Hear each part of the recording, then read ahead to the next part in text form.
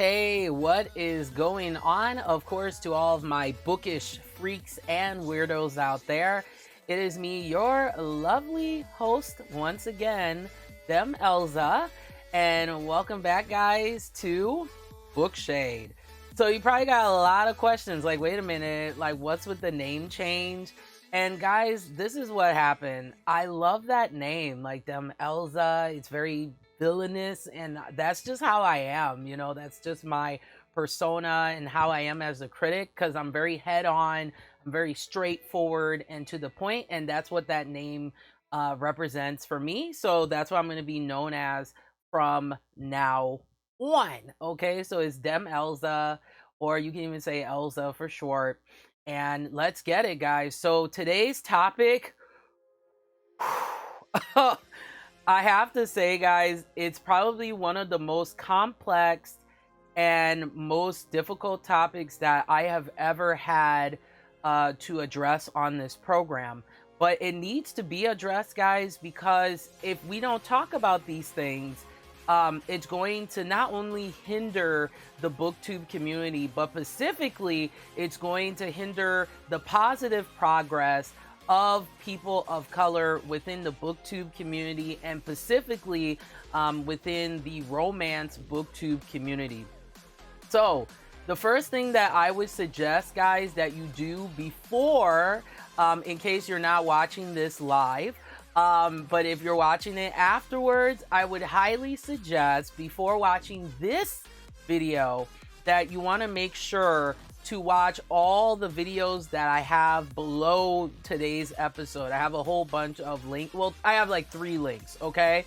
So this is what today's episode, the people that inspired me to talk about this topic. We're going to be talking all about Black romance, as well as, guys, I wanted to kind of talk about my concerns of what I saw happened during this. It was a romance, it was a Black romance live discussion, and it was really fun. I really highly recommend that you watch the links below. But these are the people who inspired me to have this dialogue and conversation today on this topic. So first off, I have to mention, guys, I highly recommend you check out her channel, and who I'm talking about is Steph's Romance Book Talk. Okay, if you're not familiar with her, I really suggest you check out her channel, guys. Like, if you want everything inside and out about different subgenres of romance, about romance as a book genre, in general, and learning about the ins and outs of it.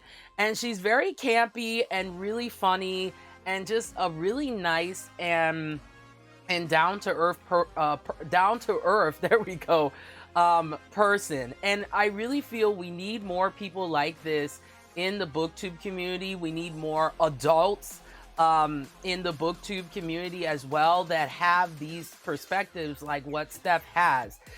So she is just amazing, guys. I really love her. I really respect her. Today's episode, as a disclaimer, guys, I am not speaking for Steph's Romance Book Talk. She is a grown-ass woman, so she got it together and she can speak for herself.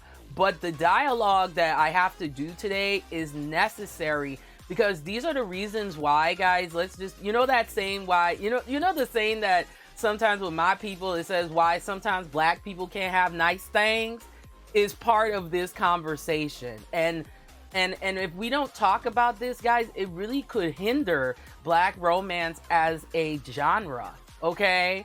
So, yeah, definitely check her out. Steph's Romance Book Talk. You will not be disappointed, guys. She's got wrap-ups. She's got a great rating system.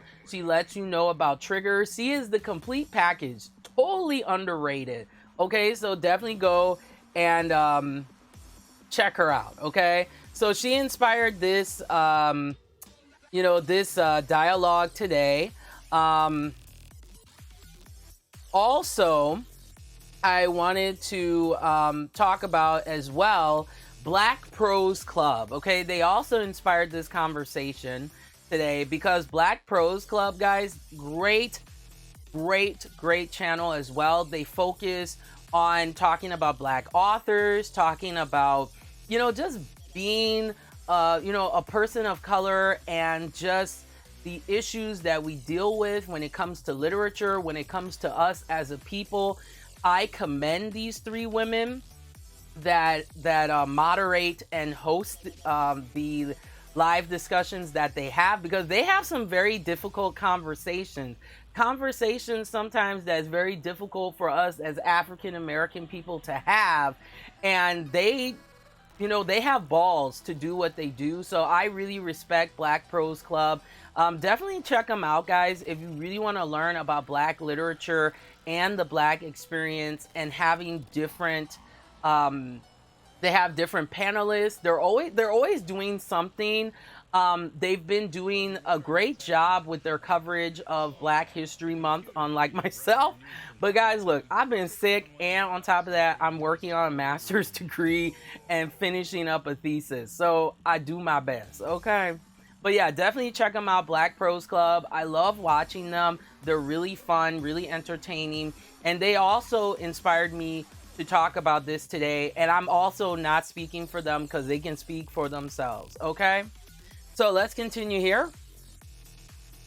Some other recommended, guys, since it's, Black History Month, I gotta make sure that I am, not only talking about, people of color who really rock on BookTube, but I think it's important, guys. Like, the same way that we advocate for our favorite booktubers of other races, that's something that I'm even holding myself accountable for, is that if we use these words like brotherhood and sisterhood, then we have to really engage with that. So, for me, being, being an African woman myself, it's very important to uplift voices who also look like me, okay? So I definitely would suggest, guys, Life of a Page Turner. She is so adorable, totally underrated, gives really good wrap-ups, great reviews, and she is also the complete package. So definitely, check her out. I'm very inspired by her as well.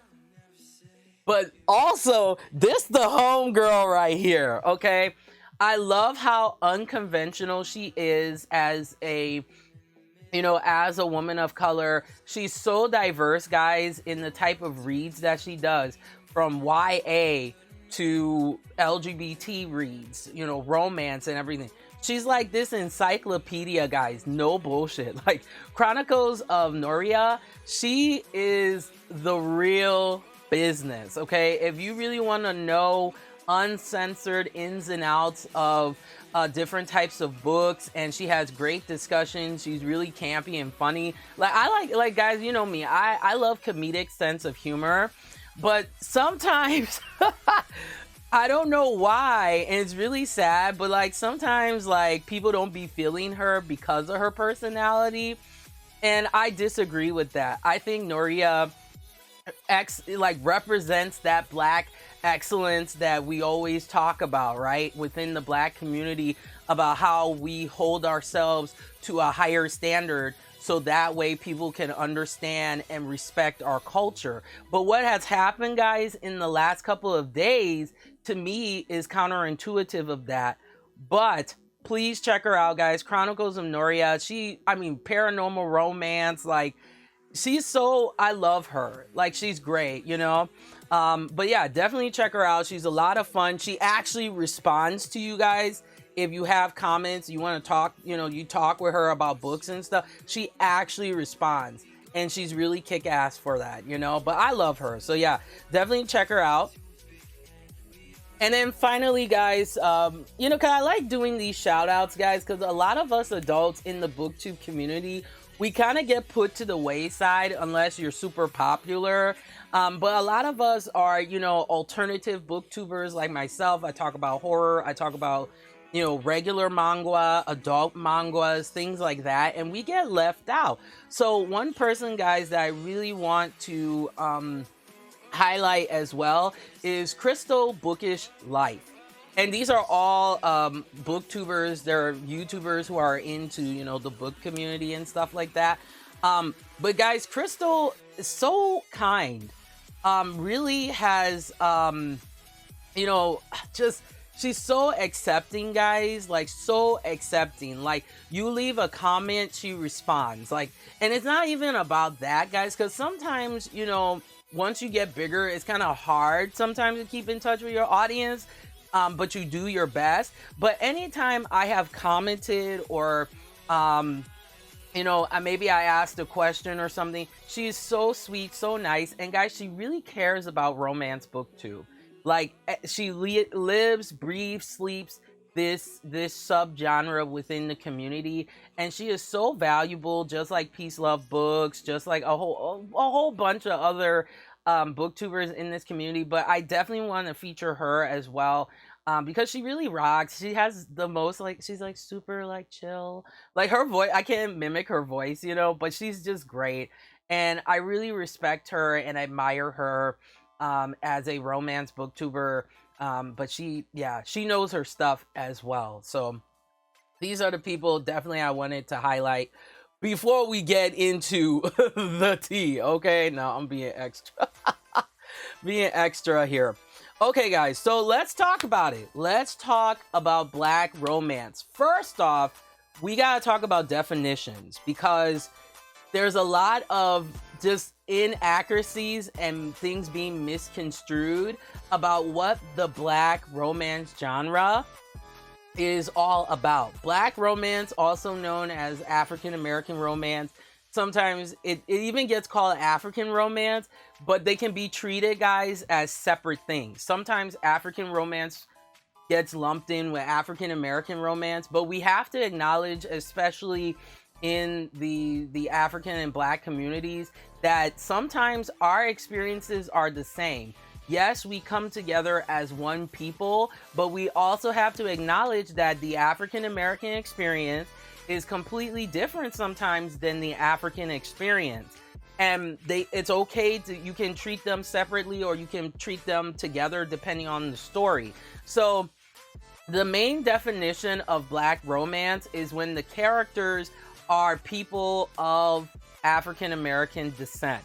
But the description, guys, I found this really it was actually a really nice description of let me bring it up here. Actually, it's a great, I really like this definition of African American romance, and this is coming from, well, this is the description coming from Goodreads, and it says African American romance, or the African American romance genre, promises sexy, emotional, heartfelt, and romantic stories that reflect the values and dreams of African American culture. Isn't that the best description? Because a lot of times, guys, when people think of Black romance, they think of what I like to call the struggle love, which there is struggle, guys, when it comes to love, period. Okay, love is not always insta love.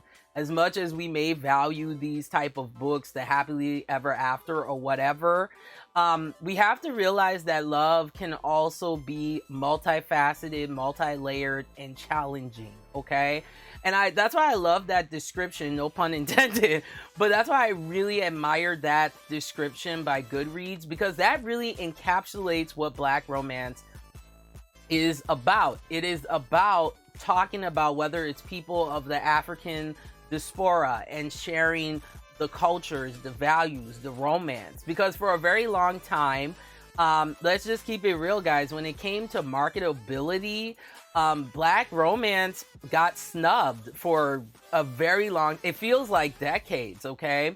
But what has happened recently, and this is what I started to do, guys, is I started to do deeper research into looking at Black romance genre as a whole.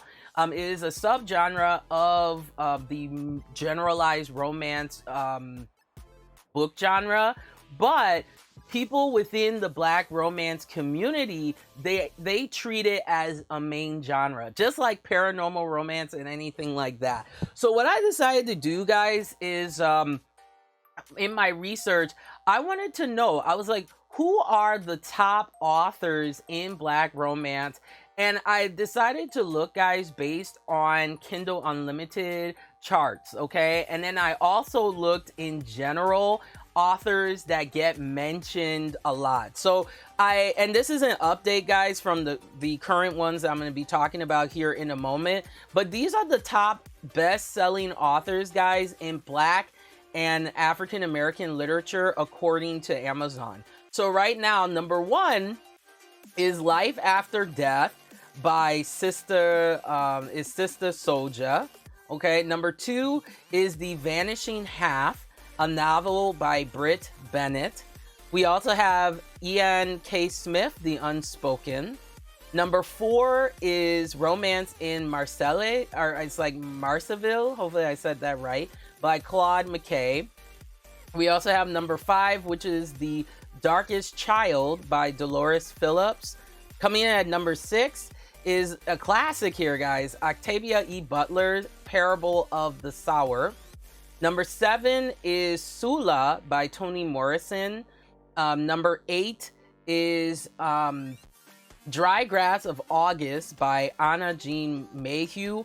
And then what was interesting is number 9 is the audiobook for Life After Death by Sister Souljah, and it's actually read by Nia Long. So it's narrated by her, so I have to check that out because I like Nia Long. And then number 10, once again, is Parable of the Sower. It might be a different version of it.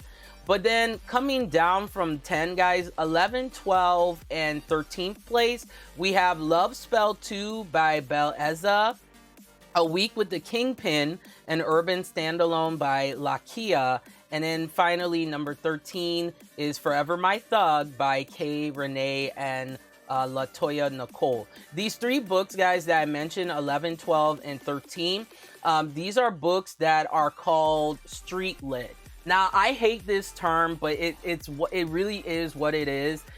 It's pretty much African American literature that is based on the urban culture. Now, there is a pro and a con to me personally with this subgenre within Black romance. On one hand, street lit is real, it's gritty, it's gutter, it's raw, and it really encapsulates people who live in these environments. However, and this is the con that I have with street lit, is just because, let's say, some Black people live in urban areas or city-like areas or suburban city-like areas, that does not mean that these are their stories. So that's one thing that I would say with street lit, especially if you are a non-person of color. I would really make sure that you diversify when you're reading in Black romance, because with street lit, and I know what I'm going to say is an unpopular opinion, it's not the reflection of all Black people, because there are Black people who live in the city, for example, and they can't relate to the situations that are in these books, okay? And then there are Black people who live in what are called city suburbs or even in suburban areas. And guys, let me tell you, the heyday of these books from my research was like 90s and 2000s. This was kind of like the boom of the new hip hop and rap culture. And this is when hip hop, especially in the 2000s, became a lot poppier. And Black people wanted books to also represent that, because street lit, guys, has been around for a very, very long time.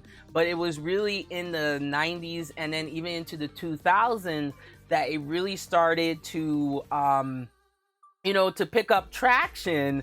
But on the other hand, these books sometimes get used to stereotype Black people. So to non-people of color, if you read street lit, just be aware that this is only one aspect of the Black experience, and it doesn't encapsulate all of us. Even myself, guys, I can't relate to street lit, and the main reason why is because when I would read it, even if I, did the research and stuff, there were some situations in some of these books that I never had, or I could never relate to it. So that's the reason, guys, why I don't review street lit, or more, they used to call it urban literature. That's the reason why I don't review it, is because for me, I always want to review things where, yes, it challenges me, I can study and learn it. But these books, guys, are books that you gotta be about that life, and if you're not, people, and one thing you'll learn, guys, about Black culture is we're all about honor and dignity and respect. So, you know, if I can't relate to these characters, or I haven't been through I haven't been through that type of life, it would be not right for me, and this is just my opinion, it would not be right for me to review these type of books, because the audience of street lit will hold me to a very high standard because they respect my opinion on how I feel about these books and me engaging with my audience, and, you know, vice versa. So this is something you really want to be aware of, guys, when it comes to street lit. Now, here are some other authors that are really respected in regards to Black romance and just Black literature in general. Now, this is a genre that even the Black romance community is divided on, and that is Black paranormal romance. Okay, and this is paranormal romance with Black people, but you have just like regular paranormal romance. You have like shapeshifters and vampires, werewolves and dragons and all this stuff. So for example, I really want to read this one. Excuse me here, guys. This is Mated to a Vampire Princess by Alicia McCoy. Then you also have, and this is the diversity, guys, because a lot of times Black romance is just seen as, and nothing wrong with it, but it's just seen as street lit. Let's just keep it real, because street lit seems to be some of the more marketable books besides like the contemporary Black romance. But this genre of Black romance, sometimes even the Black romance community is divided, and sometimes I really feel bad for the paranormal Black authors, because they don't always get the attention unless it's people who like these books, like let's say myself. This is one that I actually I was really fortunate to get to review. This is by Courtney Dean, and her book covers, it's amazing. Her book art is amazing. Number two, do you see that there is a dark-skinned woman on these books? Okay, and this is not me being colorist, but a lot of times, even with mainstream Black literature, you don't always see Black people of different like shades and skin tones. You'll see like maybe a Black couple, but they're lighter complected, which is fine. But that's the reason why I like more of sometimes the independent side of Black romance, is because you get to see, dark skin, people of color that are in between different, you see variety, okay? Because sometimes in the mainstream book, literary community, in my opinion, and this is just recently, now we have the Talia Hibberts and stuff like that, but I still see this problem of just not seeing diversity, because Black people, guys, we come in all different, African people, if you go to Africa, you will see people of all different skin tones. Even within my own family, I have like cousins that are even darker than me, and I also have cousins that are lighter than me. And I think it's really important in the Black romance genre that we celebrate this colorism, because colorism, guys, is one of the various issues within the Black and African communities and cultures that really divide us, like, to really keep it real. But yeah, this book is by Courtney Dean, and this is The Seer's Destiny. So really excited to read that. So I'll keep you guys posted on how I feel about it. Because even myself, guys, I have to be honest, I read a lot of interracial romance, and this is interesting, okay? With the Black romance community, sometimes and this is like what I noticed in the Black romance live that was done by the Black Prose Club, and then I also watched the apology video. So make sure, guys, in the links, like I said before, you gotta watch Steph's video, then watch the Black romance live that was done by Black Prose Club, and also do the apology video, because I paid attention in the apology video and also within the live and everything. And what I found really interesting, because for me, I mainly read a lot of interracial romance. I don't know why, but there was some people had an issue with interracial romance, and why are black women, you know, talking about interracial romance during a black romance live. But you have to understand, guys, that although interracial romance and black romance, they are treated as separate genres, and they are, because interracial romance is romance where the characters are from different ethnicities, you know, different cultures and stuff, and then black romance is for, you know, people who are from, you know, African descent. However, we should not criticize, in my opinion, and this is something that I noticed in the apology, because I was paying attention to some of the discussion that was being said, was like a lot of people were like, oh, well, why are you talking about interracial romance, or why are you talking about dragon shapeshifter stuff? This is what's like, this is some of the stuff, guys, that can hold the black romance genre back. And the reason why I say that is because just like any subgenre, black romance has its diversity. And I don't think that one subgenre of black romance is better than the other. Everything is going to be matter of personal preference to you as there we go, as the individual reader. Okay, so for me, I'll be honest, yes, I read a lot more interracial romance than black romance. But this is the reason why, guys, I gotta keep it real, but this might be some of the reasons why some people hesitate to read black romance, is because they don't want to offend, you know, black people, you know, if maybe they have a different opinion on how they feel about the book and stuff. Because I noticed that people were really in their feelings, which you have all rights to be in your feelings, but we should stop criticizing black people who have different interests. Okay, like you can read black romance and also read interracial romance and still be a person of color. I don't think that by you reading interracial romance makes you anti-black, because that's something that I noticed. There was a lot of discussion about levels of blackness, and this is some of the stuff that keeps our communities divided. You know, there's been so much progress, guys, that has been made for people of color in general, and especially the African and African American community, because for a very long time we were stereotyped when it came to the book community.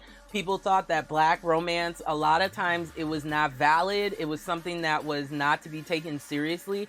And now finally we are in strides to have this genre be taken. Oh, hey, we have Yummy. Hey, what's up, Yummy? Welcome to the program. But finally, we have this opportunity now that people are actually respecting our literature, like actually respecting it. Because, guys, there were times that black literature and even other cultures too, like people of color literature, it was kind of seen like a separate entity. It wasn't mainstream literature. And now we're at the forefront, guys. Okay, so when we are arguing it's not debating, because once again, we all, even as black people, we all have differences of opinion, which is fine, and we should respect that. Because if we don't, guys, you have to remember, okay, there is a mainstream book community, and there is oh, hey, and Yumi says, I was looking for the right stream to play while I read, and I think I just found it. Oh, well, thank you. I really appreciate it. We have Fed Miser. Okay. But welcome, of course, to the program. But you know, guys, like if we have these type of arguments among ourselves, it actually hinders the diversity. Oh, hey, and we have Nanbin. Hey, what's up? Welcome. We have Zondax. Welcome, of course. But yeah, if we, you know, if we're arguing like that and being negative to each other, it actually affects black authors, guys. You have to remember that. You know, like if we're arguing amongst, you know, ourselves, it really affects us. So, you know what? You know what, guys? To those of you who are saying, trying to question my orientation, I just want to tell you right now that is very disrespectful to say things like that, because I don't think it's right to do that. So I'm gonna have to let you go. So thank you for coming. I appreciate it. But this is not the show to be doing that. I accept the LGBTQIA plus community just like how I accept cisgender people here. And it's time for our society now. We have to start accepting people for who we are. So I'm not going to allow you to come in here and, you know, and say something like that. And I'm not going to repeat it because you know fucking why. I'm not going to give you the platform. So you have a nice day. So let's get back into it. So, you know, when I was reading, you know, the comments in the apology, you know, stream, I noticed that I was like, you know, there was a lot of conversation about anti-blackness and things like that amongst Black people. And that should not happen, because remember, guys, a lot of times we say like, oh, why is it that Black authors, you know, can't get into like mainstream book conventions and stuff? It's because of stuff like this. When professional people see us, even Black people too, that are very, you know, professional too, who want us to get, you know, to give us and want us to have opportunities, when they see that type of foolishness going on, this is when they say like, oh, you know, I don't think we should have Black authors on this panel because it's gonna get messy and toxic, which we know is not true. So it really broke my heart when people were criticizing one of the panelists that was someone that was very eclectic and well-spoken and really, really, you know, just really, really fun to you know, to like learn from and stuff, you know, because we all have different interests. Like for me, for example, guys, I get criticized a lot of times for liking anime and reading historical fiction and, you know, things like that. And you know what? I'm not going to entertain that. Okay? I am not going to entertain y'all foolishness. So, all right, let's continue here. But yeah, that kind of hinders it, you know? And if we want to have better opportunities, we also, as Black people, we have to be respectful with each other as well, you know? Just because, like I said before, just because I read interracial romance, as well as now I'm starting to read Black romance as well, that doesn't mean I'm less of a Black person. And the other thing is, when professionals see us doing this, then that's where the stereotypes come from of, oh, well, Black people are problematic. You know, oh no, we're not going to have Black authors on our panel because we don't want that toxicity. And once again, we know that is not true. Okay, we should start really embracing Black people who have eclectic and different interests, you know, because when we embrace that, that gets incorporated into Black romance. And when we see Black romance authors doing well, guess what? People start to respect the genre even more, okay? So that type of stuff, to me, it's foolishness, and that type of stuff has to stop, because if we don't, you know, if we don't acknowledge these issues, guys, like I said, you know, a lot of times they will tell me, they'd be like, oh, hey, Elza, you know, I really want, you know, for you to grow and to get bigger and stuff. But here, guys, okay, when we have these stereotypes about Black people being difficult, Black people being problematic, Black people, sometimes we're not accepting each other, do you think I'm going to get opportunities? Do you think that bigger BookTube conventions, or bigger just book conventions in general, do you think they're going to want to have Black authors on their panels when they see the Black, and specifically when they see the Black romance community fighting amongst each other? No, it's counterintuitive. I want to see Black authors at these panels. I want to see Asian, you know, people at these panels. I want to see LGBTQ, white, whatever. and having really multifaceted conversations. And yes, nothing wrong. You can have a all black romance panel, but we have to be respectful when we're having discourse with each other, because the outside communities, other races, see how we are acting with each other. And how do you expect other races, and this is just me, how can we expect other races to respect our culture when we're being disrespectful? See, the whole point of race relations is we have conversations that help us to figure out the discourse, but we also have conversations that help us bring each other together. And to me, that's what black romance represents. You know, to black people, it's showing the beauty, of course, of black love, and that we can have healthy relationships that don't end in struggle love. Or, I know this is going to be very unpopular, but I said what I said, Tyler Perry movies. Then we would not have all these problematic movies. And you know why? Because we would have more black directors, or more directors of color, or more, let's say, literary agents of color, and things like that. So if we want to have better opportunities in the book world, we have to be a reflection of intelligence, of dignity, and class, which is what my people, I truly feel, we have that potential, and we have that ingrained in ourselves, period. But when I'm seeing like, oh, you're anti-black because you like anime, or you're anti-black because you read interracial romance, how do you know that? It's like, do you really know me? You know? And it's okay for black people, for us to have variety in the things that we like. That's what enriches the community, right? We all know, you know, for most of us, we know where we come from, or we're learning where we're coming from. And we don't need to add to the stereotypes that continue to hinder our communities. So yeah, let me see what y'all are saying here.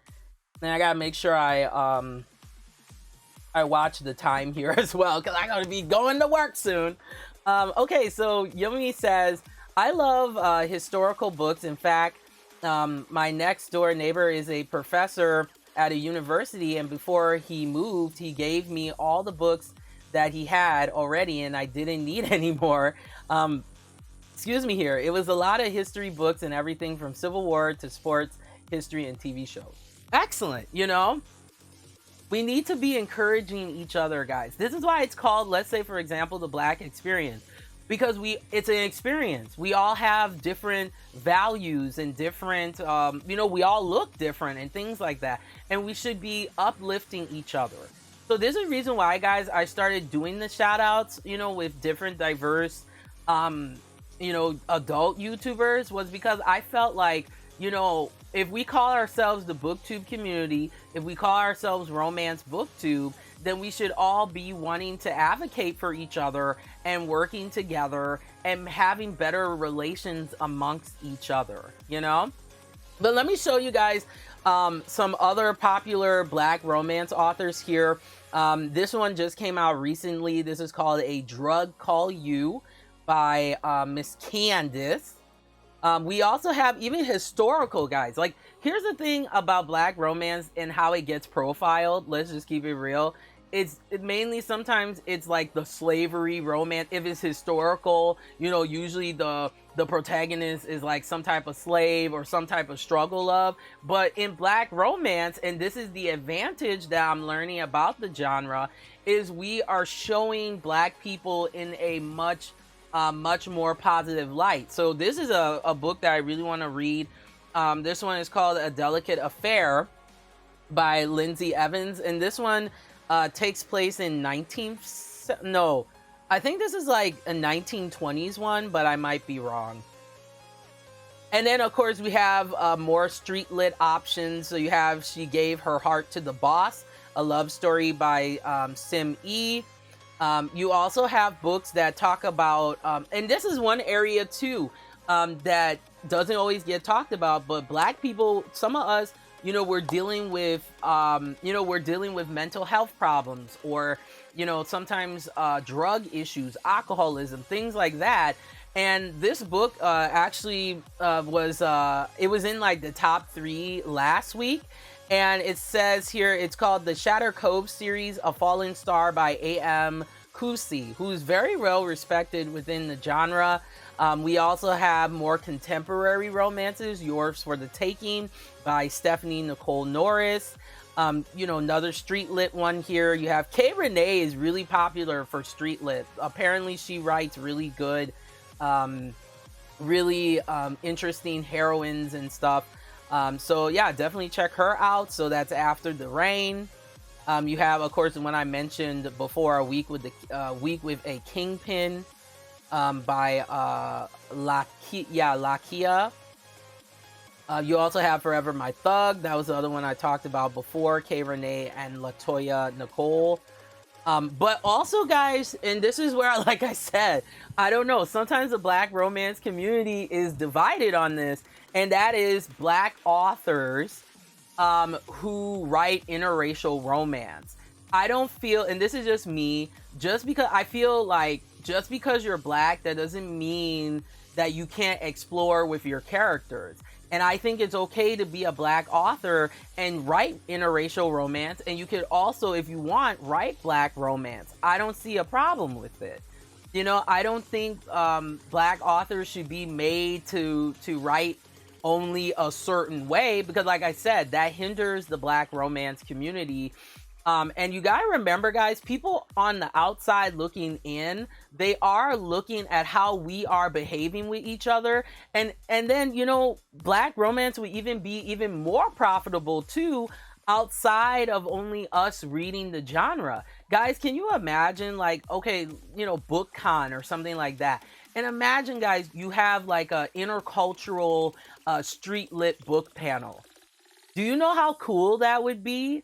To have something like that?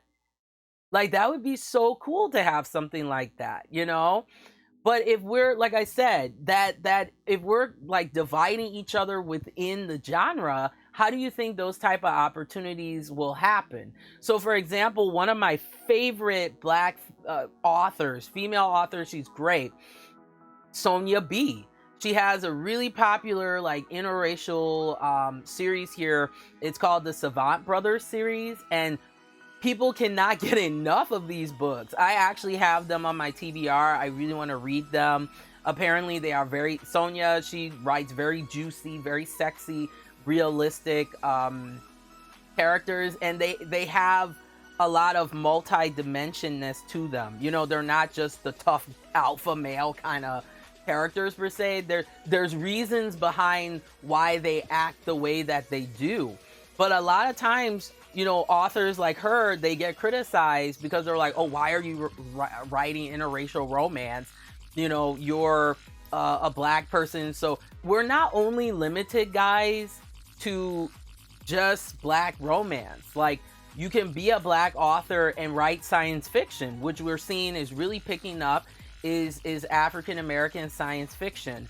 Like I showed before, there are Black authors who write vampire books and things like that. So there's no limitation.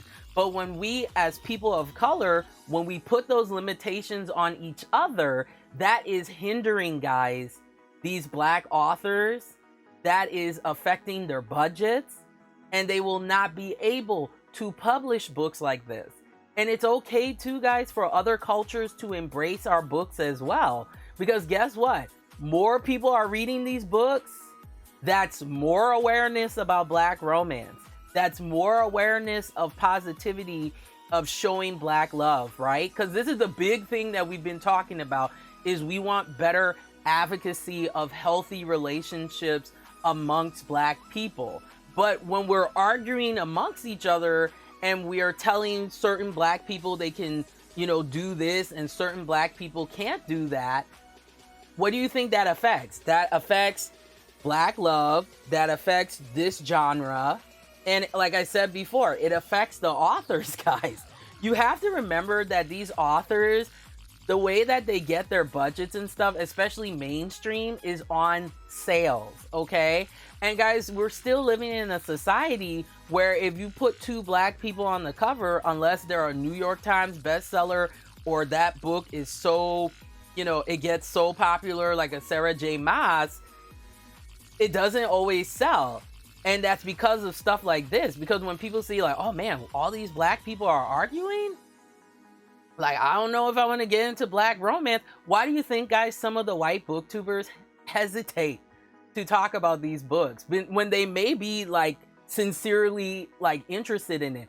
You know why they hesitate? Even black folks like myself, I hesitate. You know why? Because I don't want to get that type of clapback. And it's not even necessary. Let's say I'm completely uneducated on the topic, right? Okay, I can understand some clapback. But just because someone has a difference of discourse about the genre and it's not coming from a place of ignorance, that doesn't mean they should be canceled. That doesn't mean they should be checked all the time. Because these are the stereotypes about black people, guys. Like, this is like the stereotypes. This is why shows like Love and Hip Hop and Real Housewives of Atlanta, why do you think they do well? Is because the people who are making fun of these stereotypes, some of them, not all, but that's why they watch these shows. So they can say like, oh, this is how black people behave. When we know that it's not true. There are many of us out here that are very intellectual, philosophical, well-spoken. And it's not us trying to be white either, because that's something that I deal with here on this program, is because I sound the way that I do, apparently I'm not black enough. We need to stop that, because it's not helping us, guys. Like I said before, I'm going to keep repeating that. If we want these black authors, male, female, etc., to do well, then we have to show that within the community, period. So we have here Chief, and Chief says, hello, good morning. How you doing? How you doing? And Yumi says, I feel like black romance books by black authors are so underrated, or so underappreciated and underrated, I have to say, and undervalued. And that is so bad because there are a lot of great black authors out there. Yeah, but when we're fighting about who is black and who is not, how can people really appreciate black literature? This is, guys, let me tell you, I have been thinking about this for weeks. All through Black History Month, I've been asking myself that question. I'm like, as a black person, how can I be valued when I'm constantly being called anti-black? When I have difference of interest? You know, I mean, I read, interracial romance. Now I'm reading black romance. You know, I like science fiction. I just started reading fantasy. And especially, I'm mainly into horror and paranormal, you know, and more of us need to be in these things because it helps to diversify our community in a good way. I commend the women who did the apology video because they had to deal with some tough criticism, you know, I have to say, but they handled it very well. They acknowledged, you know, some of the issues that happened. I watched the whole panel, guys, and to be honest, I understand some of it, but a lot of it was fine to me. I think it's okay for black people to talk about other elements of romance because there are black authors, guys, that write dragon shape-shifting romance or BBW romance. It's okay. It is okay to have that because that's what helps the awareness so that because like, you know, a lot of us say like we're tired of being stereotyped and being put into this one monolithic category. But when we're criticizing black authors, for example, or black people who like a variety of different things, that adds fuel to the fire. And this is a very important, not only because this is Black History Month, I would talk about this regardless, but why do you think sometimes people don't take Black History Month seriously? It's because a lot of the times when people look at Black History Month, they don't see the value in it. Isn't that sad? And it's because of things like this. When we're fighting amongst each other, you know, black people, we're known as people who have unity in community. But when I see stuff like this, especially happening in a community where we are a minority within a minority within a minority, it really hinders it, y'all. It really does. And Chief said, Chief's got some good input here. Chief says it's strange. It can be the opposite as well. Lots of white people acting black now these days as well. Embrace your culture and do you. I'm gonna leave that out of this conversation because to me, this is part of the problem. I'm not being hard on you, but this is what I'm talking about. Is we don't know how people are. So for example, like I talk about Eminem, for example, Eminem is not trying to act black. Eminem grew up in Detroit and grew up in that environment.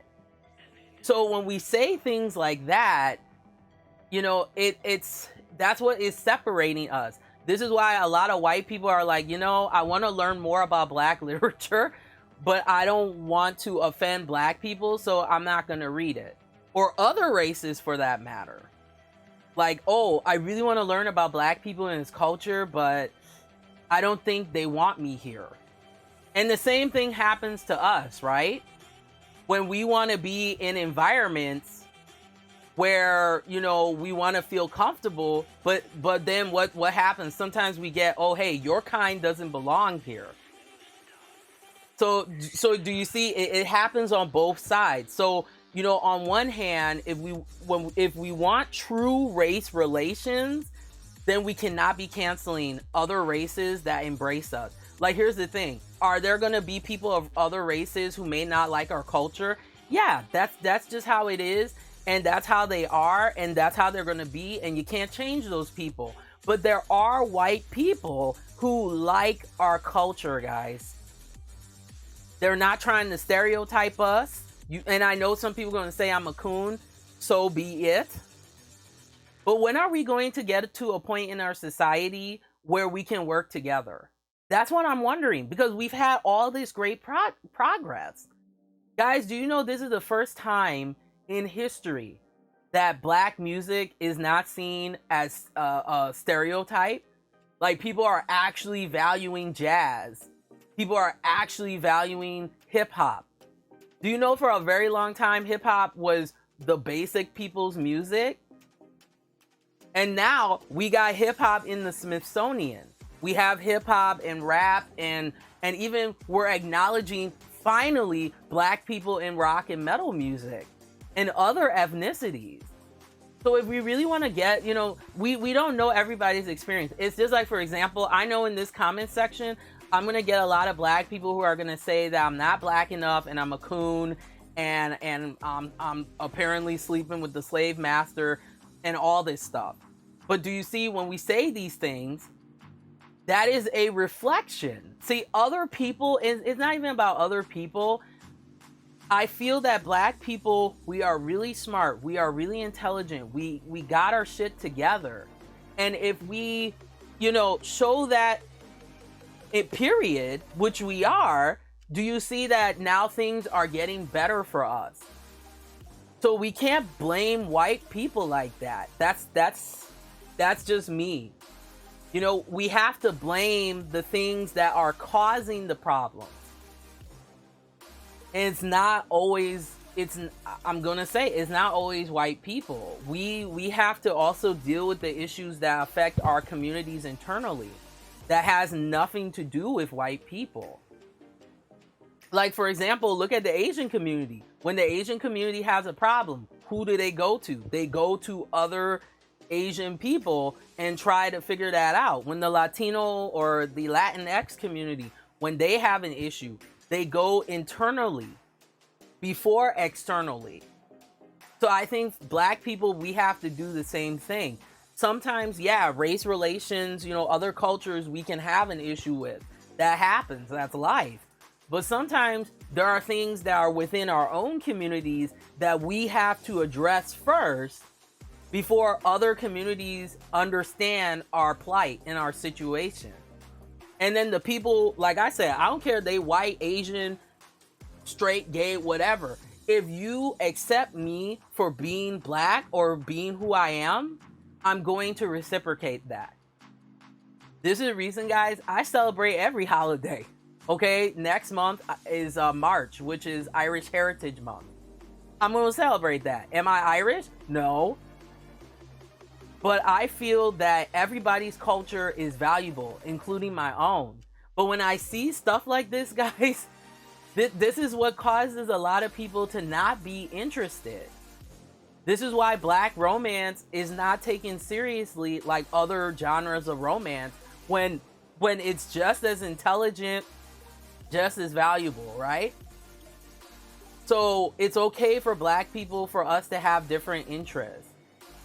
It's okay to talk about that, you know? But see, what's going to happen now, because of this happening, there's going to be some, I think there might possibly be an opposite reaction or an opposite effect. What's going to probably happen is now people are going to be like, I don't know if I want to deal with like black authors. I don't know, because I don't want to offend their audience. You know, I don't know. Should we have this author? Because the last time, you know, I saw what happened in this romance panel. I'm not saying it's going to happen, but these are the things, guys, that sometimes I've done research on this, on how some black authors, they're like, yeah, that's how sometimes my opportunities get cut, is because, you know, people saw what was happening in my comment section and then they assumed that I was that way. And we don't want that, guys. I'm just saying, you know? And, oh, Chief says, true. Guess I shouldn't generalize the topic so much. I should be more specific. And Chief also says, have you heard of metal band Kill Switch Engage? Yeah, their earlier stuff is good. Their new stuff, not impressed. I'm just going to keep it real. Let me get some tea here, guys. Oh, this is good. This is like ginseng honey tea. But yeah, I love this lady, to get back into it. This is the Savant Brothers. It's gritty, but the characters, they're very well developed, and she is amazing, guys. Super nice. Like, I love authors like that. Like, you know, I feel like I could like message her and ask her a question and she would answer it. And that's the thing, guys, is that a lot of times we want to support the authors that are super popular, which is fine. You know, if they deserve it, they deserve it. But there are authors like Sonia B. There's some other people, because I read a lot more independent stuff than mainstream. And you know the reason why, guys, sometimes I avoid some mainstream authors is because of their audience. It's because I know that if I say something, I'm going to deal with so much toxicity, which is, you know, that's what comes with me being a critic. So I've embraced that and accept it now. You know, my opinion is my opinion. If people feel that I'm wrong on something, okay, that's fine. But I mean, we can still be respectful. You don't have to agree with, you know, let's say, for example, I read certain types of black romance you may not agree with. That's fine, but you can still be respectful. When we're arguing and just being like messy and tough with each other like that, you don't think these major publishers are not looking at that? Maybe they were considering some of your favorite black authors for deals and things. You don't know. But when they see that, they're going to be like, I mean, I really like your work, but I don't know if I can deal with the toxicity of that comment section I saw. You know, so we have to be aware. Even myself, guys, I'm learning this myself. That the way that I carry myself as a black person, since, you know, we're talking about, you know, my people right now, the way that I carry myself, that's how other races treat me. I've noticed this, guys. When I carry myself like a professional, when I carry myself as someone that is intellectual and well educated. And education, guys, I know some of us didn't go to school. That's fine. I'm not criticizing like that. But that's the other conversation. I'll have to do that in a future episode. Is a lot of times I get criticized because I'm telling people to go to school and stuff. I'm not saying you're stupid, but guys, the research shows that if you have some type of education, or if you even, you know, become an entrepreneur, or you're much better off.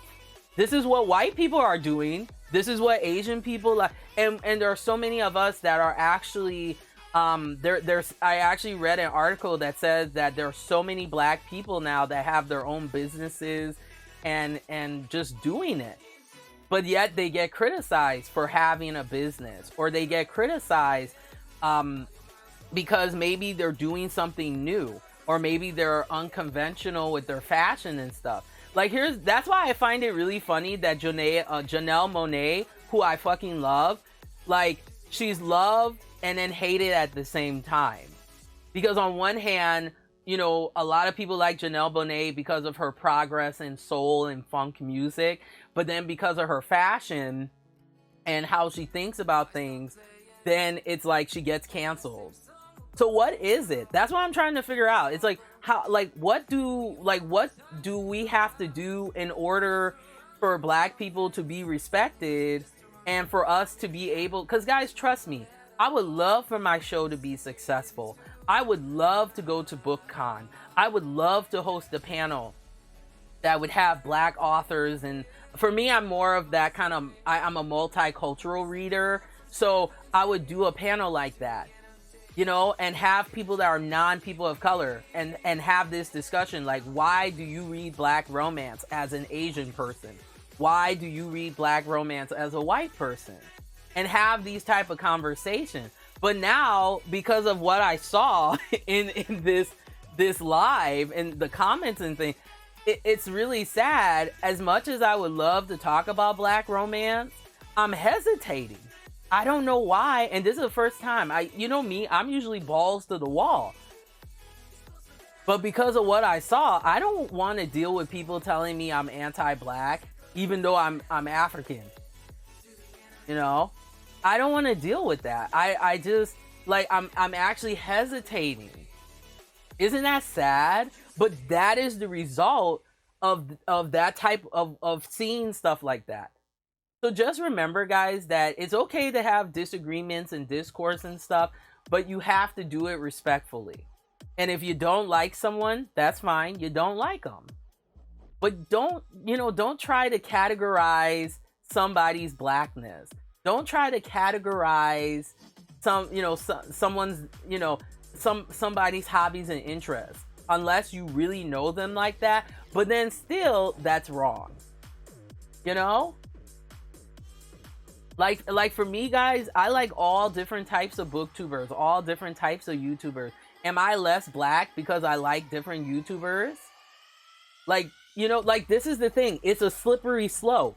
This is why I keep saying it's a slippery slope. We have Trice in Space. What's up? Trice in Space says, wow, that's crazy. It is, if you really think about it. And I completely understand, you know, the disagreements and stuff from a certain extent. But when are we going to get to the point where we're going to accept, you know, Black people who have different types of fashion? Are we going to cancel Erykah Badu because she has more of an African aesthetic to her music and stuff?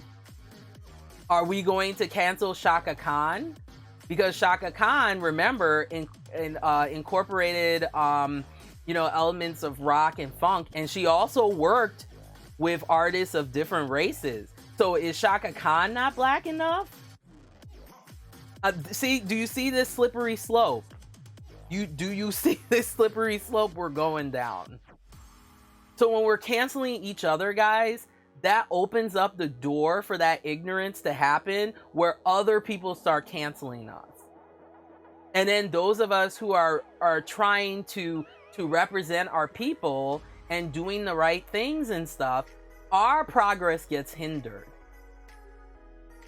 Guys, there are some opportunities that I would love to do, but you know, I hesitate because I'm like, oh, they may not want me because I'm Black. I think they're gonna probably think I'm loud and problematic because of some of the stuff that they see. And when I mean loud, I'm not saying like there's anything wrong with that, because sometimes you do have to be outspoken. But there's a way you have to articulate that. So let's say, for example, there's a conflict in the Black romance community, right?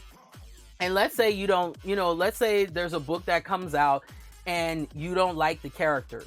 That's fine. You can say you don't like the characters. You can explain why. But when we're going into the context of this character was not Black enough, what? Like, you know what I mean? Like that, the author is going to convey those characters. the way, excuse me, the way that the way that they see them, you know. So we gotta be careful with that, guys. Yeah, we gotta be careful with that because it's a slippery slope. Because the more we're canceling each other and debating on who's black and who's not, that's the more we're gonna get divided. That's the more people like me who are of African descent will not get opportunities because they'll think that I am stereotypically problematic because of being black. So do you see that, guys? I'm just saying. So Trish says, I used to get called trying to be white because of my likes and style back in the day, okay? People are still doing this? Yeah. People are still doing this, unfortunately. Now, I'm not trying to finger point and point the blame or anything like that. I just want to have a dialogue about this because this type of stuff, it will potentially hinder the progress that we have made to be where we're at. Do you think, guys, that we would be where we're at if there were not people of color who got those opportunities? And we're all different. So are we gonna say Michelle Obama is a coon because she's well spoken? No, she's not. She is one of the most well-educated, intelligent people who cares about her people. So do you see, guys, like when we say stuff like that, it's a slippery slope. Because now the people who are out there that are good role models or people who just keep it real, they're going to get pulled down by these stereotypes. And it's not stereotypes that we create. It's stereotypes that get created externally.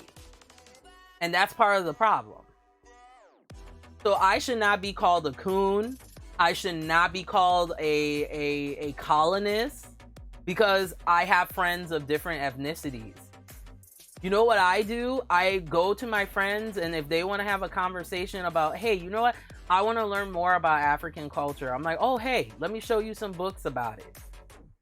Let me share my experience. Does that make me less of a black person? No. Actually, I think that makes me more of a black person because I'm advocating for my people. But at the same time, I'm also advocating for all of us to get along. And like I said before, there are going to be people who are not going to like me. You know, they're going to call me a coon and say I'm a slave master, whatever. That's on you. But if we really want this world to be a better place, then we have to work together. We have to work together. As black people, we should be able to work together and not say one person is blacker than the other. We should be calling each other brothers and sisters, which a lot of us are, and look what is happening. But it was really sad and disappointing to me when I watched this panel. You know, the apology, because these ladies, and I'm not speaking for them, or, you know, I'm speaking, you know, from my opinion on what I saw. You know, these ladies, I felt really bad for them because, you know, they were just trying something different, and now who knows, maybe they may, you know, even though they said that they're going to continue doing them, but see, now they're not going to be fun anymore. Maybe they might, I don't know, I can't speak for them. But now they're going to have a stricter format because they don't want to offend people. Now they're going to have to, like, everything's going to be structured. And then what's going to happen? Then people are going to be saying like, oh, well, this panel was really boring.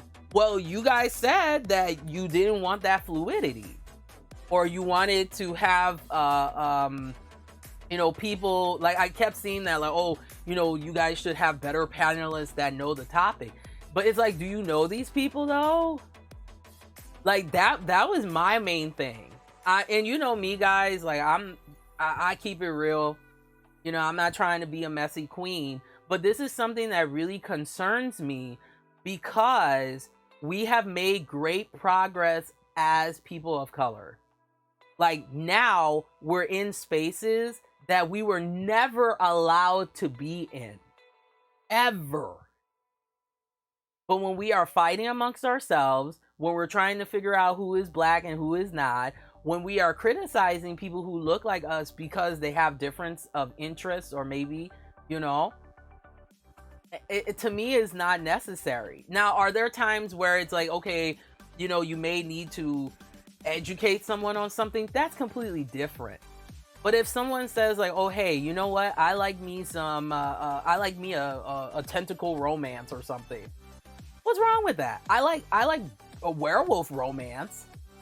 So does that mean I'm canceled for being black because I like werewolf? Like, slippery slope. We need to be doing this and not this. You know? Like, we need to stop that. That's some, because other cultures, you know, like I always bring up the Asian community or the Latinx community, is because there's so much diversity. And yes, every race has their conflicts. Even white people have their conflicts. They do, you know, but they can still work together. And look how white people have made great strides in literature, right? For centuries. And now finally we are given, no, well, not given, but you know, we finally have the opportunity, and we've been blessed with the opportunity. And we're going like this instead of like this. Like, we need to stop that, my friends. Like, we need to stop that, because we are in a good position. Okay? Like, we are in a good position. I will take advantage of every opportunity. If someone gives me an opportunity because they feel like, oh hey, there is a lack of black people, I'm gonna go for it. Because when I'm there, that means I'm representing for us. You know? So we gotta stop this like anti-blackness thing, because it's really, you know, from the research that I've done, because that's what my thesis is on, is the importance of advocating for diversity.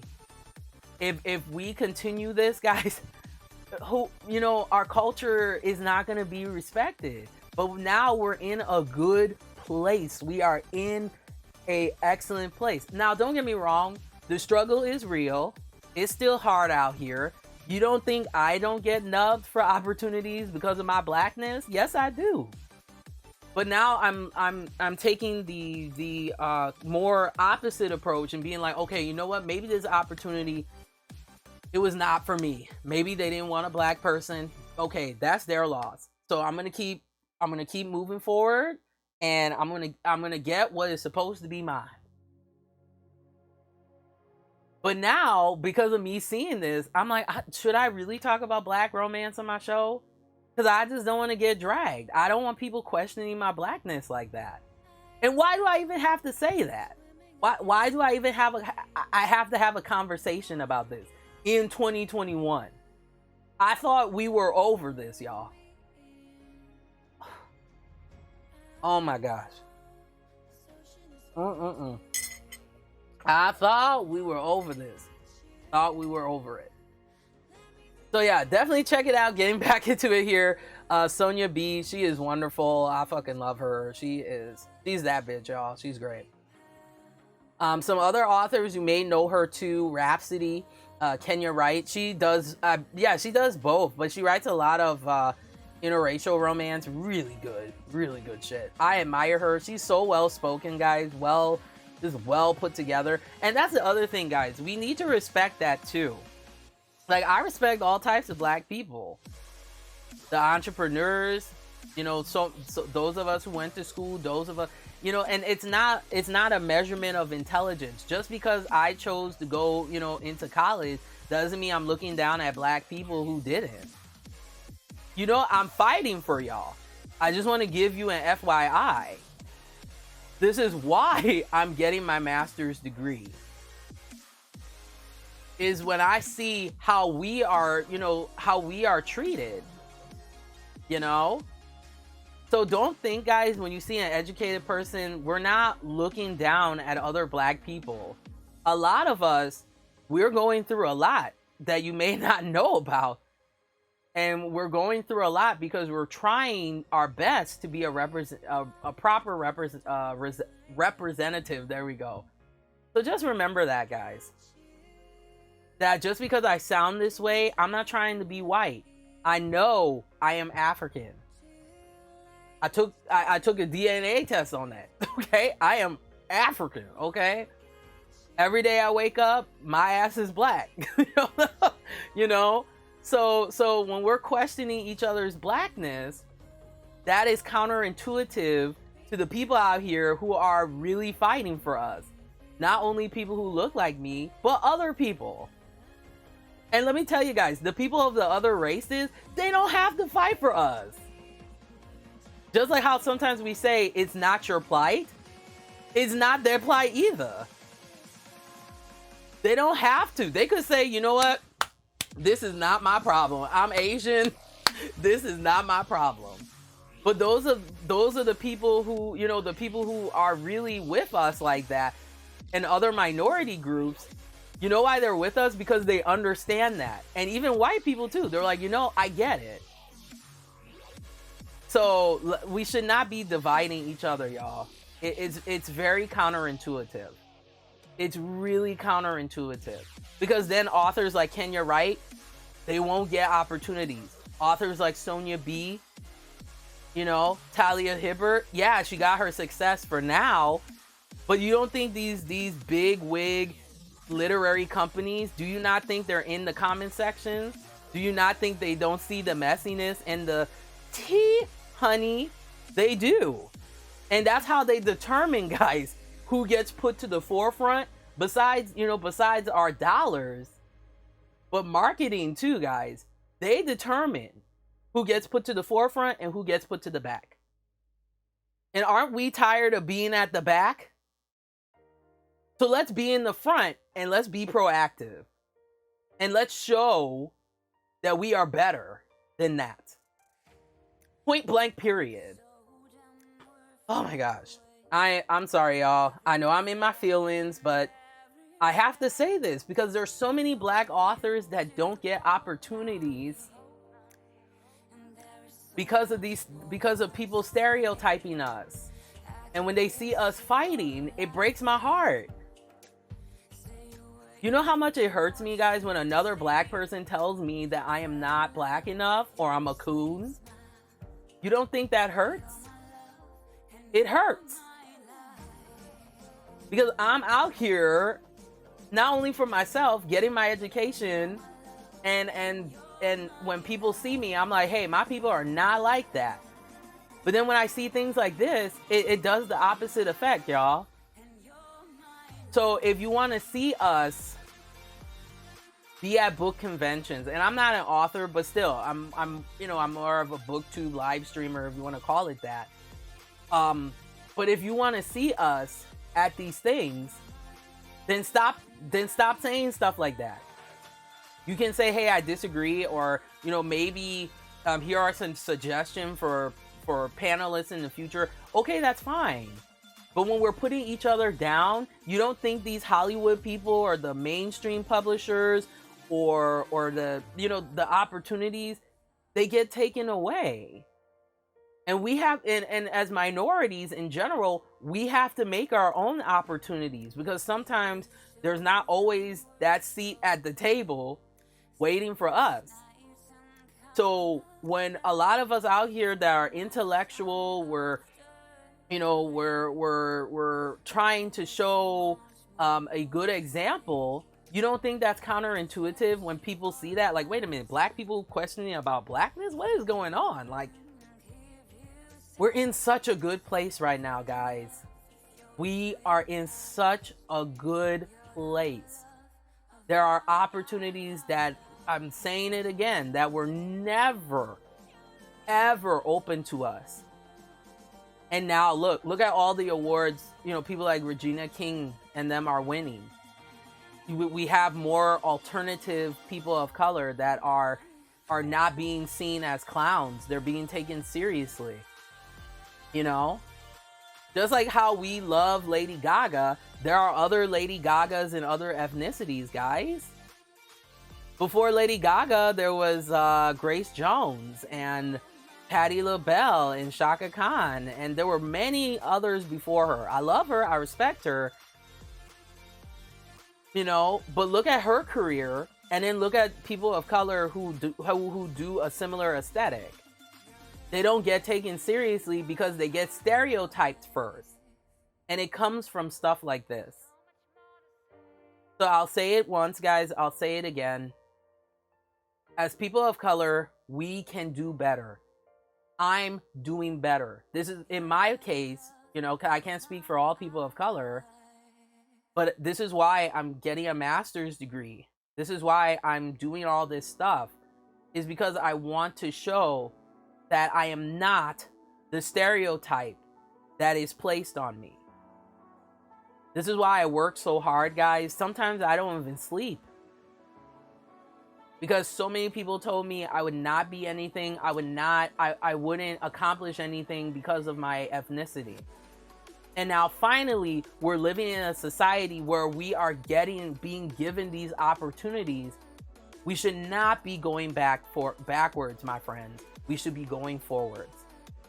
Black people, I'm telling you, listen. We are so full of talent, excellence, just as a race, we have so much to offer to the world, which we have for decades. And now we are in positions where we can do amazing things.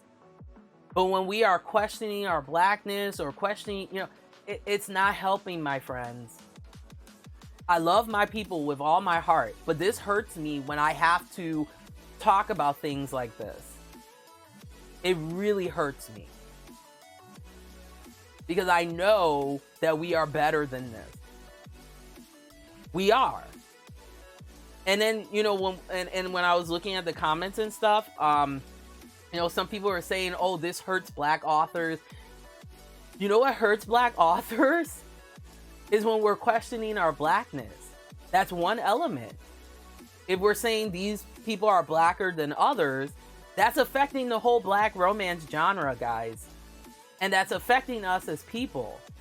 And then when non-people of color who want to work with us, they're going to be like, I don't think I can handle this. Because remember now, guys, we have opened up the door now of what is racially friendly and what is not racially friendly. So people are very, very sensitive now. So when they see things like this, and you know, authors are being mentioned, like, oh, this author is more than this. These companies may not want to work with those authors. They could be like, oh no, nope, I don't want to deal with this author because I don't want to offend the entire African American community. I think I'm gonna pass. And then when that happens, what do we call those people? Oh, they being racist. That's not always the case, guys. They just don't want that smoke. And I don't blame them, because this is what I have to think about too. Even myself, guys, I really had to think about deeply about doing this episode today, and really do a good job constructing this, because I didn't want to get attacked by black people either.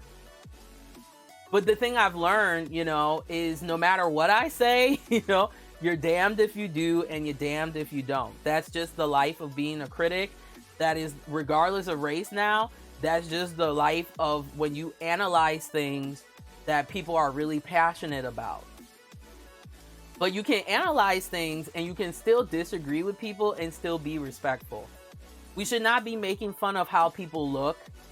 We should not be questioning how ethnic one person, like, isn't that the thing that we're trying to, like, not do?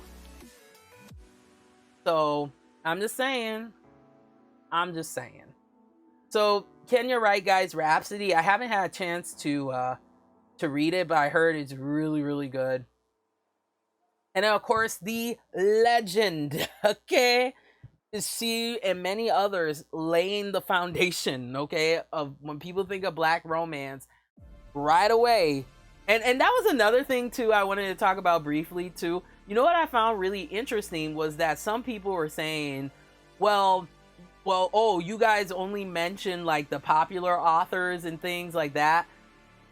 Do you know, guys, there's only like a handful of like popular black romance books, like probably less than a handful.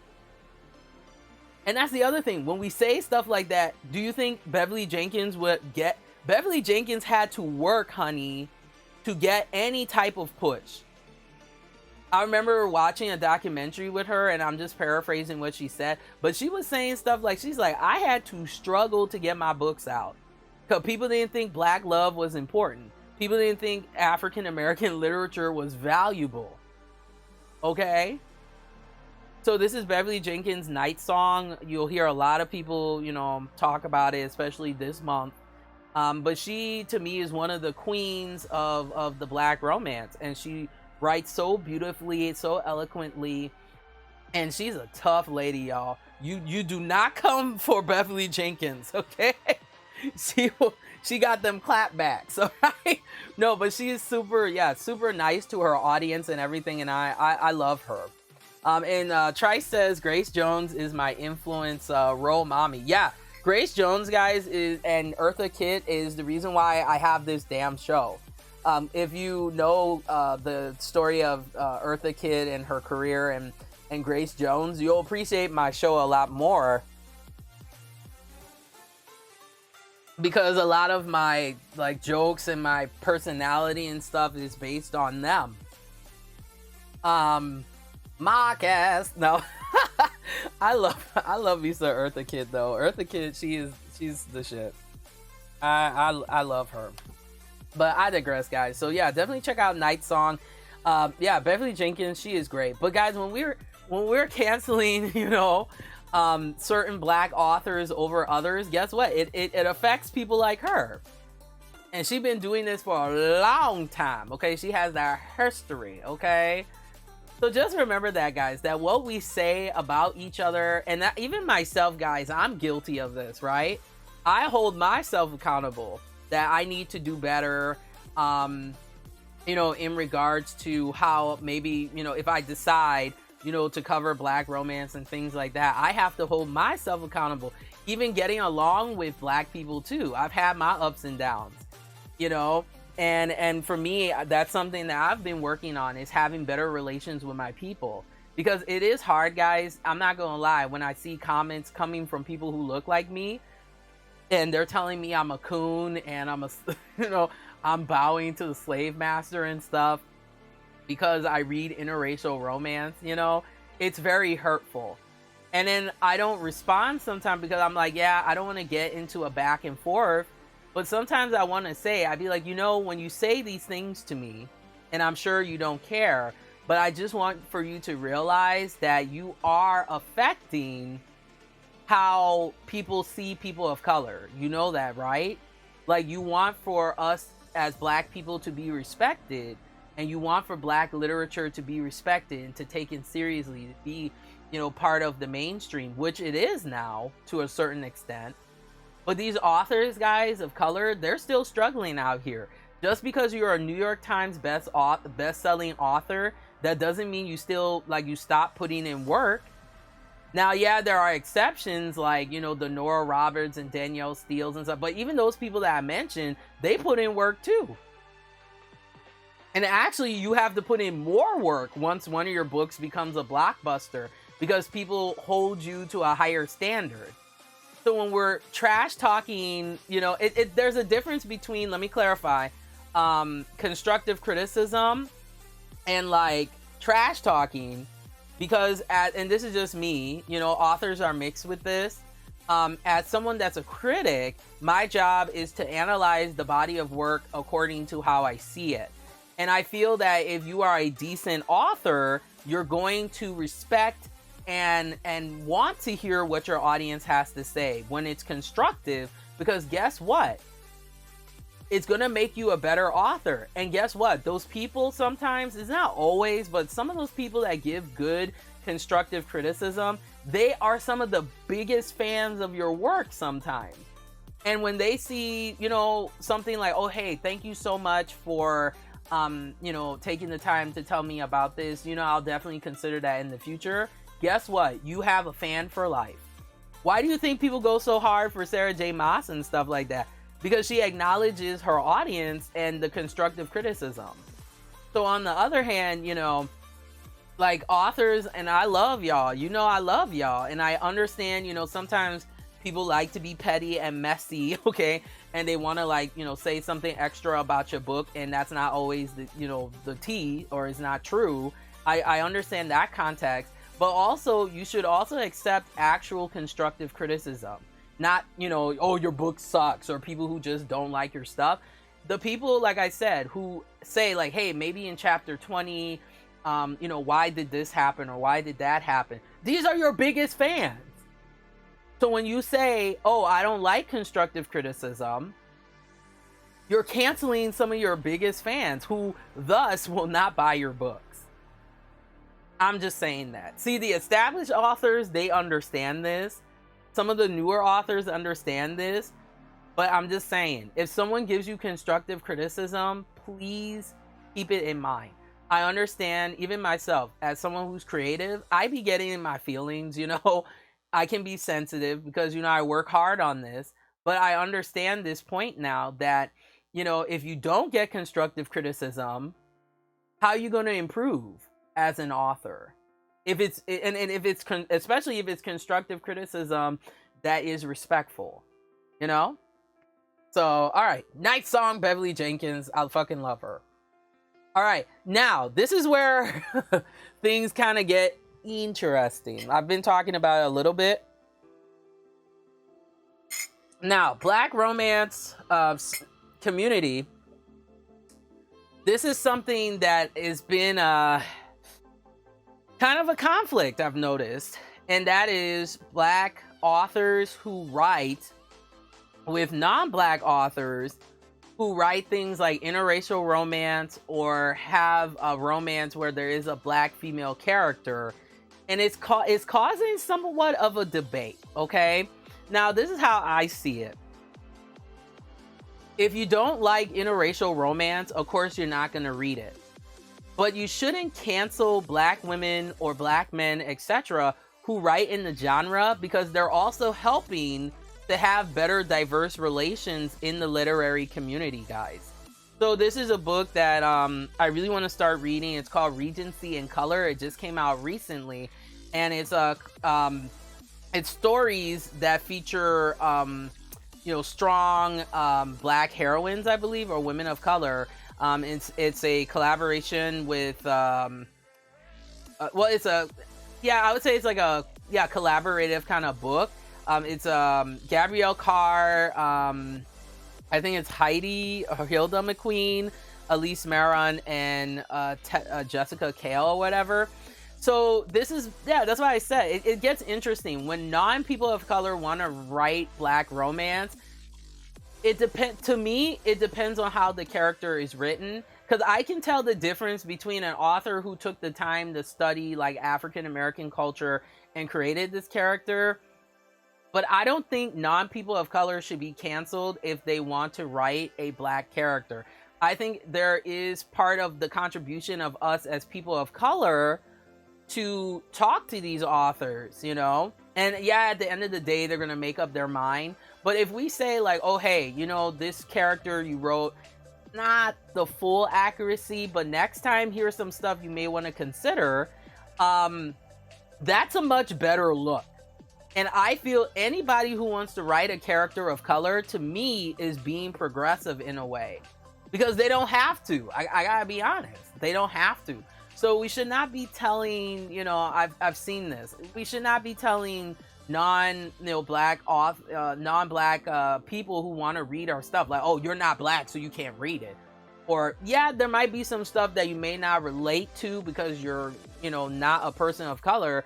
But that doesn't matter. Like, if you like it and it's your thing, it's your thing, you know? But I don't understand why there's this animosity between Black romance and interracial romance. It shouldn't be. Because both genres are advocating diversity. Yes, it's being done in different ways.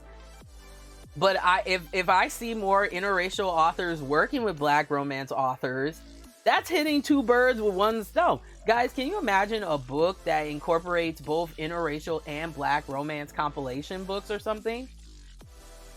The profit. And do you not think that these big literary companies would not jump on that? They would totally jump on it. Because when you have books that have like an integration besides like, you know, black romance, it's even more marketable. Black romance in itself is marketable.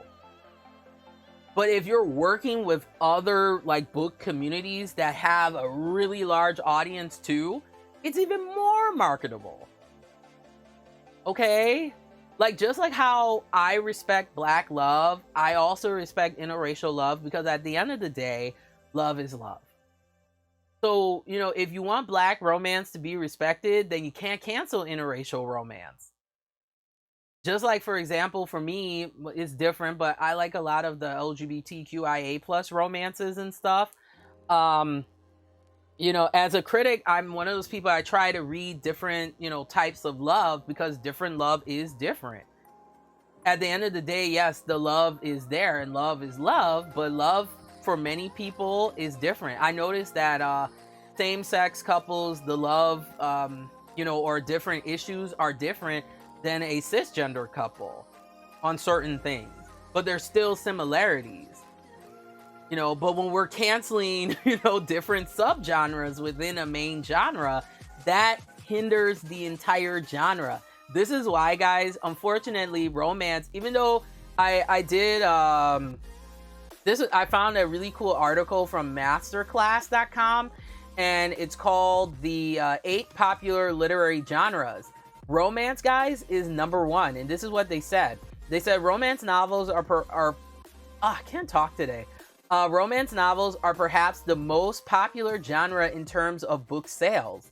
Romance novels are sold in grocery store checkout lines, in monthly shipments from publishers to readers, and online, as well as via self-publishing services. Readers tend to be loyal to their favorite authors. It's true. Y'all be going hard.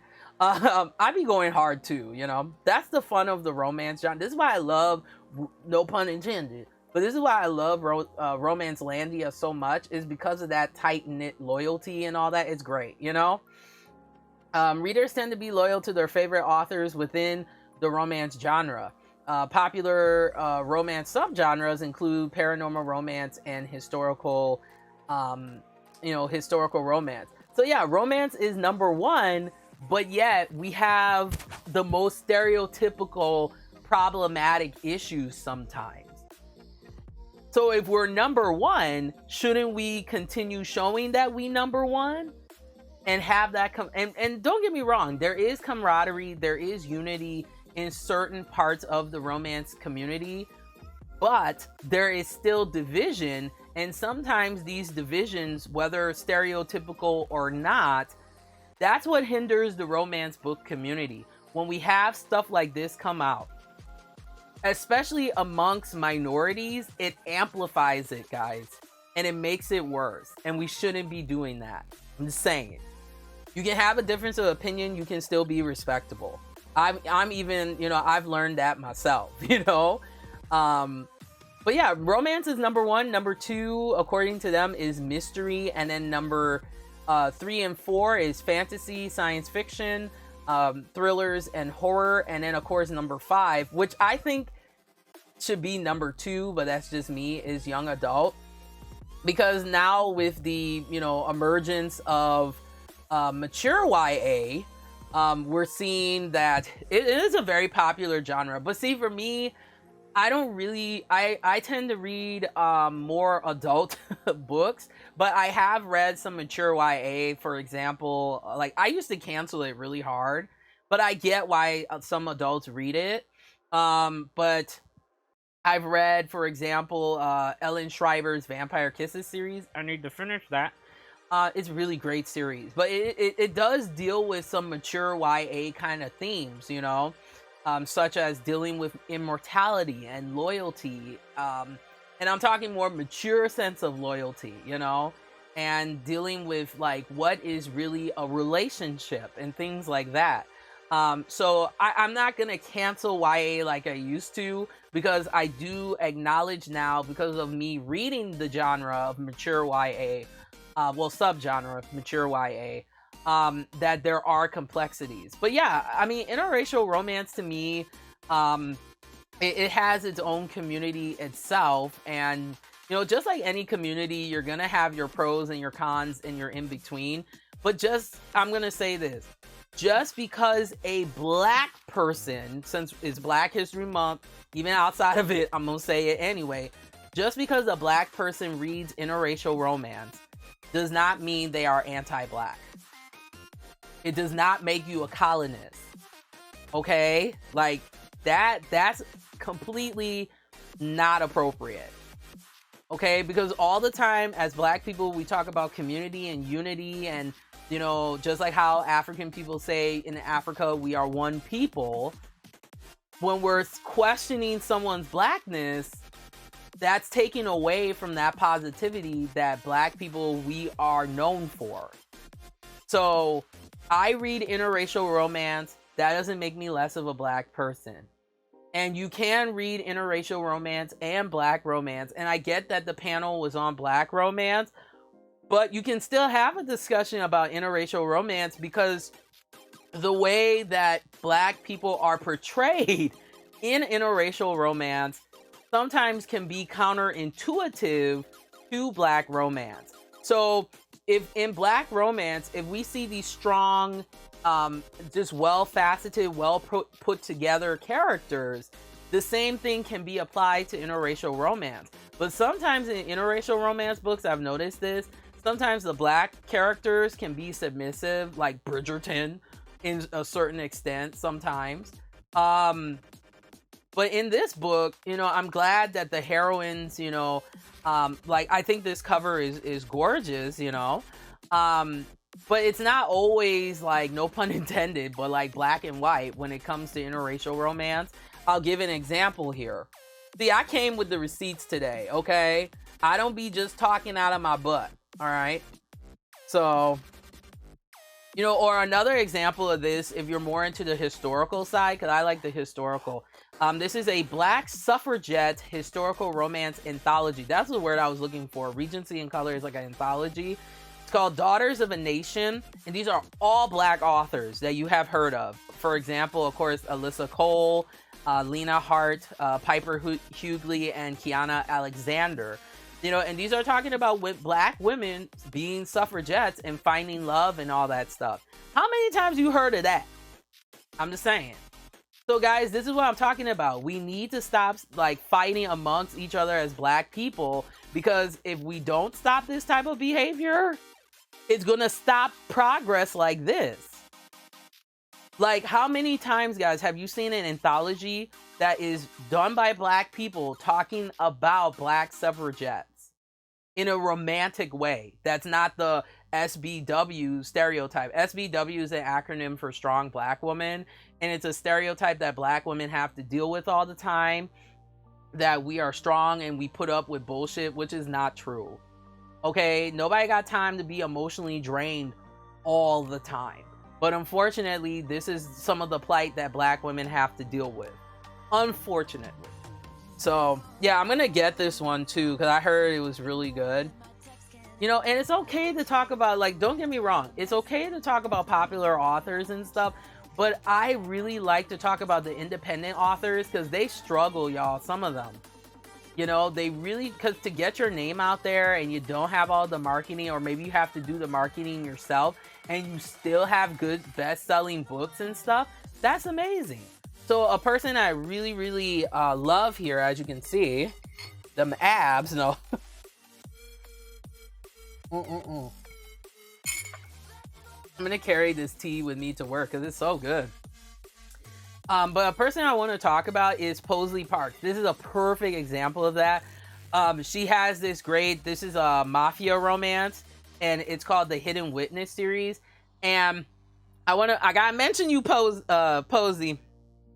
I'm gonna tell you guys a brief story time, okay?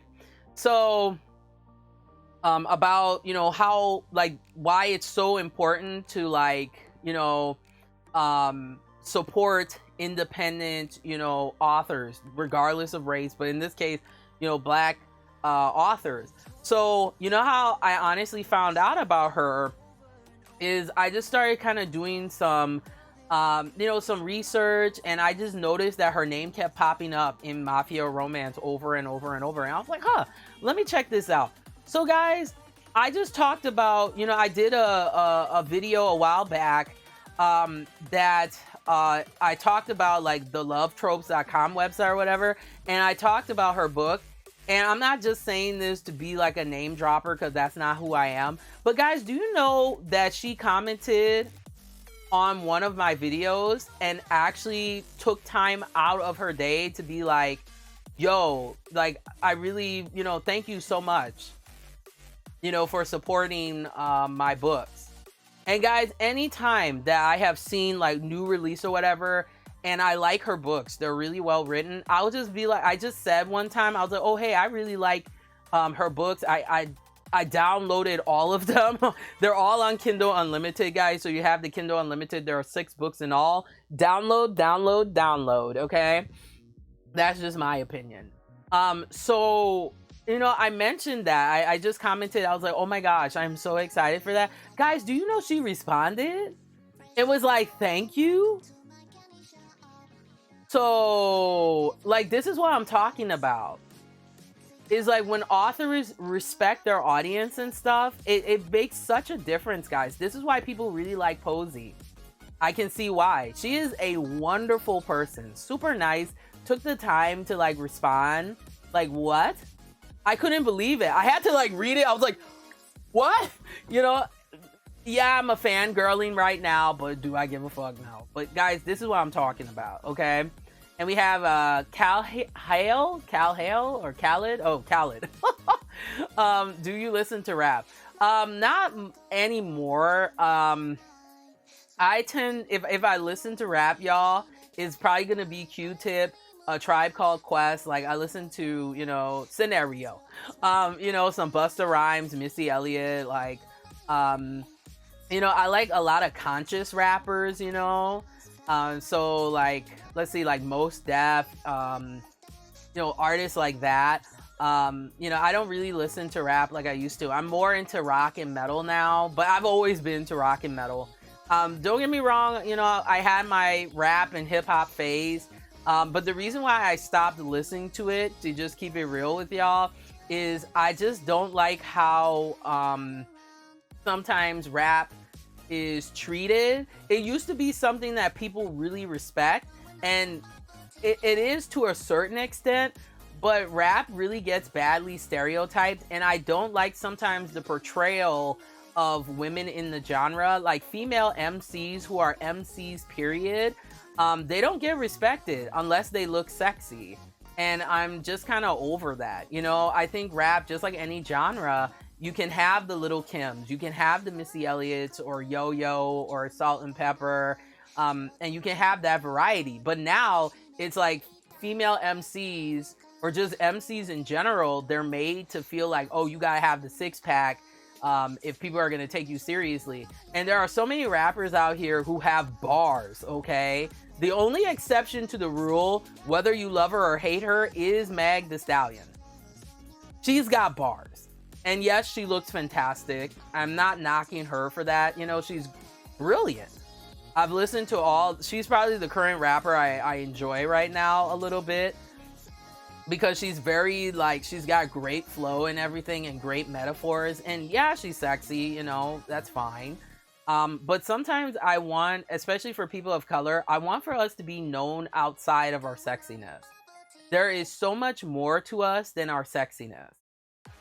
And you know how this affects me, guys, is as I get older, I'm sitting down thinking like, oh my gosh, I gotta get plastic surgery. I gotta, you know, keep tight.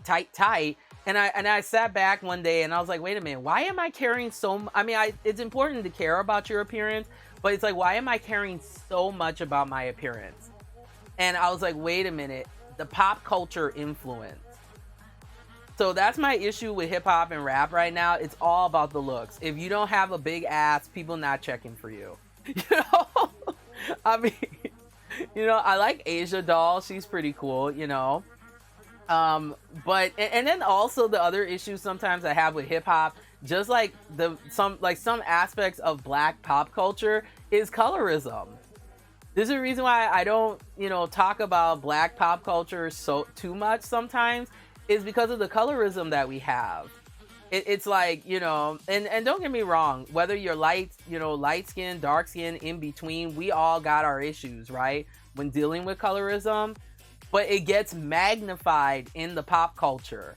Like for some time as a dark skinned person, I was told that, I wasn't attractive enough, and in hip hop, it's the same problem. It's only a certain type of look that is more advocated than others. Now, if you listen to more underground, like hip hop and stuff, that doesn't matter because you see a lot of diversity. But like still, the mainstream, you gotta look hot. You gotta have a big ass and small waist and stuff. I'm just kind of over that. I will always love the genre. I appreciate it. I like my party rap, dance a little bit. It's fun. But I don't think there should be this expectation, especially as a woman in the genre. Like, men have their issues too. Like, you gotta have a six pack and all that. I'm like, that's ridiculous. But, for women, it's like, I gotta have a small waist, big ass, titties, my hair has to be in a weave because I get called, nappy headed hoe and all this stuff too because I have natural hair. So I'm over it. This is the reason why I don't, I love to review, some rap and hip hop, but this is the reason why I don't. And actually, I listen to more rock and metal. Is just because I just don't like how women are treated in the genre. And there are exceptions here and there, like a Missy Elliott and stuff like that. But it's just, I just don't like how women are treated. We're called bitches and hoes all day long. And all we're worth in hip hop is just the sex appeal. That's all we're worth. Now now with Megan Thee Stallion, she helped to kind of in the modern day help to change the narrative a little bit. But it's like I'm just tired of being called a bitch hole slut. Like women in hip hop, we're more than that. Just like men in hip hop, like there's some men in hip hop that just don't want to just be known for the six pack abs. You know what I mean? So that's just me. It's all about how much money you have and the flashiness. And I get that's a segment of hip hop, but I don't think that's the only hip hop that should be promoted. There's different subgenres of hip hop, because hip hop is the story of your community, of yourself, your narrative. And now, mainstream hip hop, it's all about how you look and, all that. It's just too much for me. And plus, for me, I'm a grown-ass woman. Like, I don't have time. I'd rather put my time into listening to music that has purpose and value to me, that means something to me. So that's the reason why I listen to a lot of, like, Tribe Called Quest and, like, stuff like that. Because that's a hip-hop that speaks to me more. And I also like rappers, too, that they share their narrative and they put like flowetry, in motion. But that's just how I see it. I'm just not, I'm tired of being called a big booty hoe, even though I don't have an ass. I'm over that. Okay. But yeah, Posey Parks, guys, I mean, she's great. Her series Hidden Witness, and she has some other books too, but yeah, I couldn't believe that she left a comment and just was so nice and stuff. And she loves her audience. Sonia B too. Like, there's so many authors out there, guys, that are independent too. So let's support them. The same way that we support the mainstream. Okay. All right. So let's continue here. All right. So now this other interesting part here. So with Black romance, the thing I find interesting is once you start taking Black characters and you put them in the LGBTQIA, like that's who they are, it causes a conflict too. I'm still trying to figure that out too.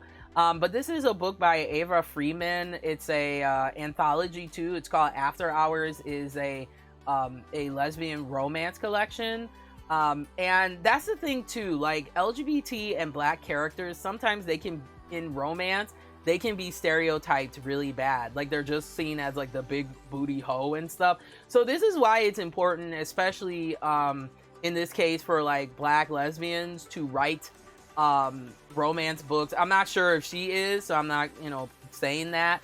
But I think it's important for to see more LGBT people of color LGBTQIA plus to write romance as well, because a lot of times same-sex romances, it's put in the mind of a cisgendered person, and a cisgender person and the way that they view the LGBTQIA plus community, or even being an ally myself, we see it differently than people who are actually fully a part of the community, who, you know, choose to identify whatever expression or fluidity you know, they choose to represent.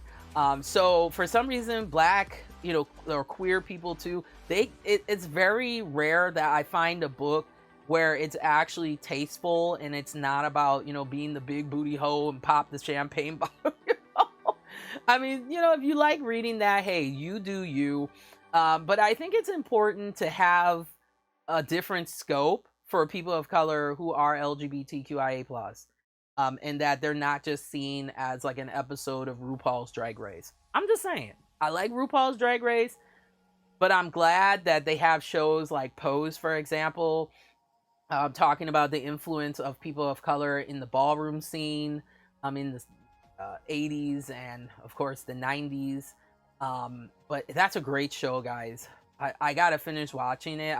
I finished season 1 and season 2, but I know season 3 I think came out, so I gotta watch that too. But yeah, it's very rare I hear people talking about Black LGBTQ characters and romance books where it's tasteful, because a lot of times I've read some of these books and, you know, I like myself some smut, but it's like, it's not good smut, you know, and it's very stereotypical. You know, not all Black women have a big butt, guys, okay? Like, let's stop, okay? And if you do, hey, go on with your past self, not canceling you. All right. And then, of course, here, like I said, guys, different types. So this is interracial, whatever. But this is a BBW romance. So it's like a AMBW, which is Asian Man, Black Woman romance. And it's called Their Perfect Sunset. She's torn between romance and professionalism. This is by Candace Williams. And what I've noticed recently, guys, the trend is I'm seeing a lot of Black authors coming together as like a coalition. I've seen this more because I read a lot more interracial romance, right?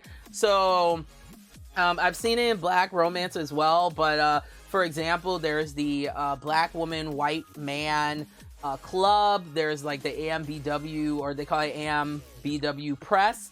So if you're in the Asian Man Black Woman, they have that. But I thought this was interesting to see an Asian man with a plus size Black woman. So I thought I'm gonna read this one because he looks sexy. So you know me, I like me some Asian dad.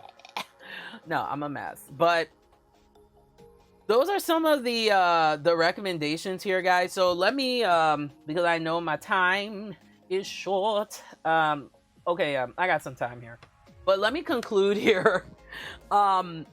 My thoughts on today's episode. We talked about Black romance, we talked about other aspects, but at the end of the day, guys, people like, you know, Steph's Romance Book Talk, you know, groups like Black Prose Club, you know, Life as a Page Turner, you know, Chronicles of Noria. These are people that are really, to me, and many other you know, African and African American booktubers out, you know, out here of all different genres. They really going hard, you know, for us, and really setting a good example. So let's not like be putting down Black content creators or just people of color in general content creators, because if you see in the white side of YouTube, they are unified, okay? They collaborate with each other, they work with each other, and do you see their success? Okay? Like, you see their success because of that principle. So let's do the same thing as Black people. This is why, you know, I've been mentioning now a lot of diverse um, even outside my people, but a lot of diverse YouTubers or booktubers, is because that's the starting point, guys. That's the key to having better race relations, is actually working with each other, actually respecting each other's opinion, valuing the rhetorics that we have. Now many black people may not agree with what I have to say, and that's fine. We're all entitled to have the opinions that we have. But just remember, guys, that we have to be respectful to each other. Not only because of other races who are interested in our culture, but that's just point blank period the right thing to do. We use this term unity in community, or there's unity in community. We really have to represent that. Even myself, I'm not perfect. I have my ups and downs with my people. One day I'm a coon, and then the next day I'm intellectual and well put together, but we can still be respectful. I think the romance panel, I understand one side of some of the stuff that was said, but guys, the panel itself was not problematic. I think what happened, it was a difference of opinion. And then also it was a difference of how people contextually see the black romance genre. And I didn't see anything majorly wrong with the panel. Everybody is entitled to their opinion. And even black people, we don't all think the same. Some of us grew up in different environments. And it's not saying that one black person is better than the other. But when we are questioning each other's blackness level, you don't think other races are watching that? Or do you not, or other people, when they see things like that, maybe they're like, I don't know, should we have these black authors at this book convention? Because I just don't, want people thinking that I'm racist. When their intent was to have more black authors, come to conventions. Okay, a couple months ago, wasn't there a debate about why there's not more black authors going to book conventions? This is the foundation of that, guys. It's because of stuff like this. When they see us fighting, and it's not like, to me, intellectual type of discourse where we're actually trying to talk about things that can help to make the community better, whether it's the black community or, in this case, the black romance genre.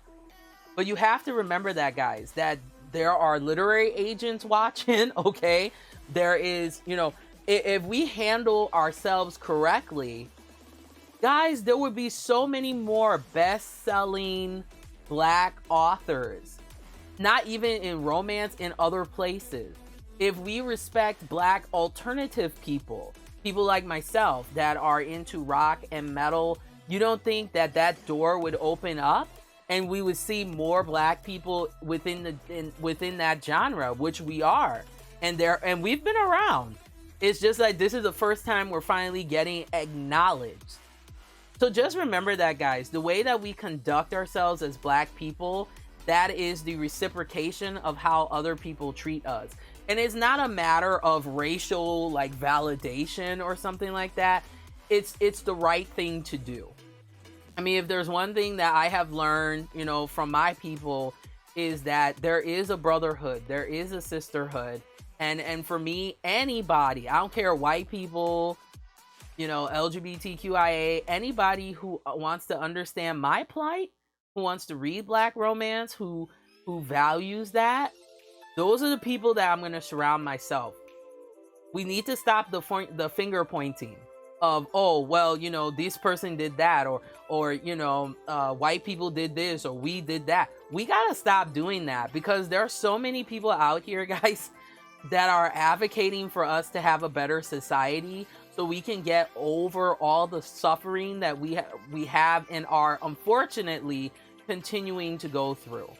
So once again, guys, I want to tell you thank you for your time. Thank you for listening to this message today, but it was really discerning to me, and I was really concerned by some of the comments that I saw in the live streams and things like that. it was really discouraging to me, you know, because I was really heavily, you know, considering talking about Black romance. But if this is how people are going to, like some people, not to generalize, but if this is how some people are going to behave, then I think I'm just going to stick to talking about paranormal romance and thrillers and things that are more multicultural. Because I just don't want people questioning my blackness level, or I don't want people like stereotyping me, you know, and that affects this genre, guys. Like Black romance is a great subgenre, and to me, I consider it its own genre, and the Black romance community has made great strides, you know. And the audience themselves, they have all different types of opinions and stuff, and really good and intellectual dialogue.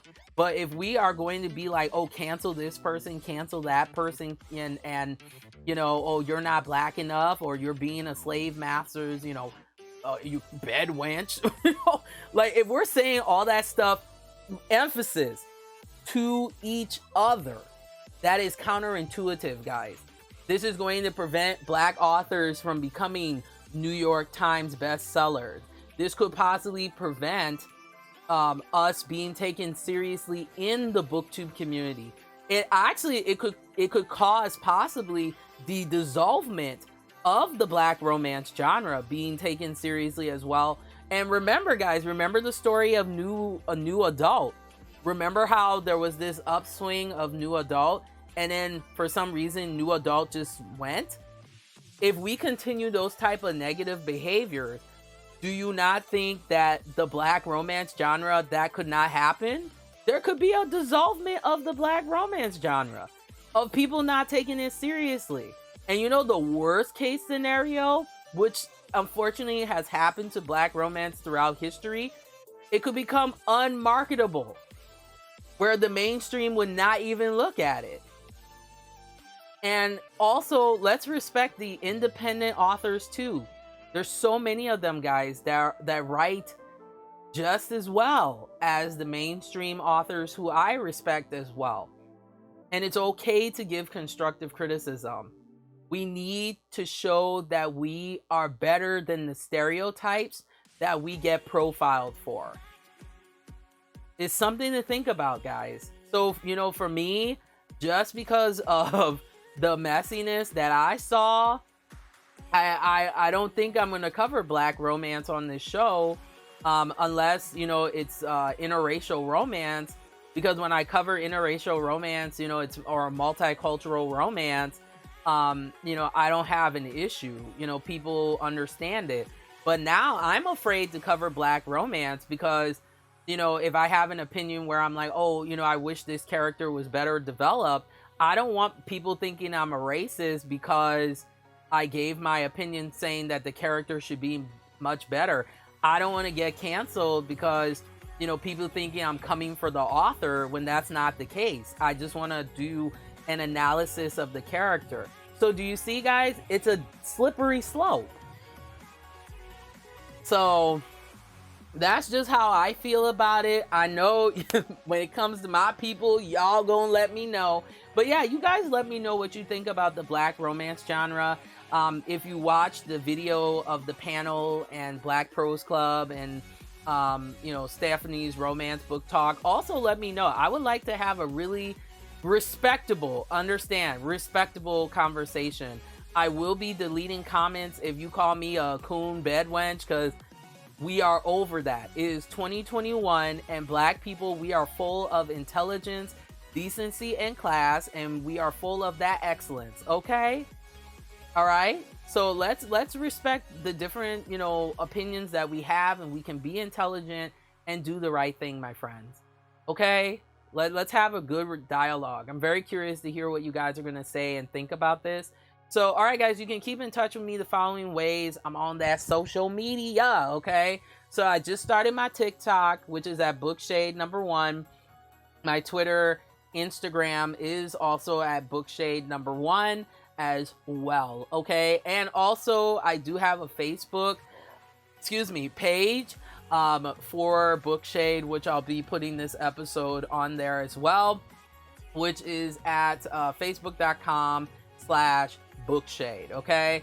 So yeah, you guys let me know what you think. Thank you guys so much for listening. I love your comments. And we had a really good debate today. But guys, let's learn how to get along.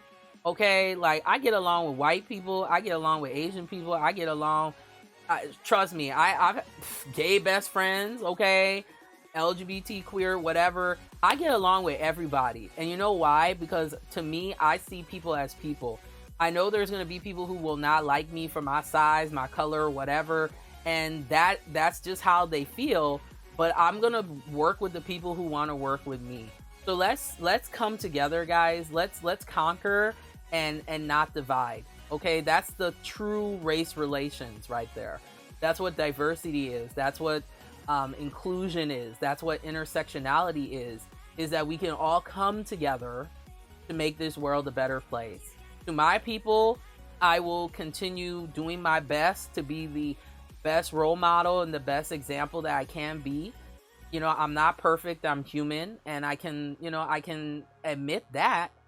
But part of life, guys, and part of being a better person is you want to make yourself better by you learn from your mistakes or you learn from whatever. So to the Black community, Black romance book community, let this be a learning lesson that we have to make sure that we are representing this community properly.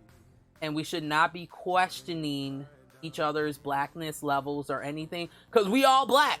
Okay, we all African up in here, and we should accept each other, embrace each other, and love each other, because guys, that's how other communities respect us, and that's how we should be respecting ourselves. To be that's the more important part too.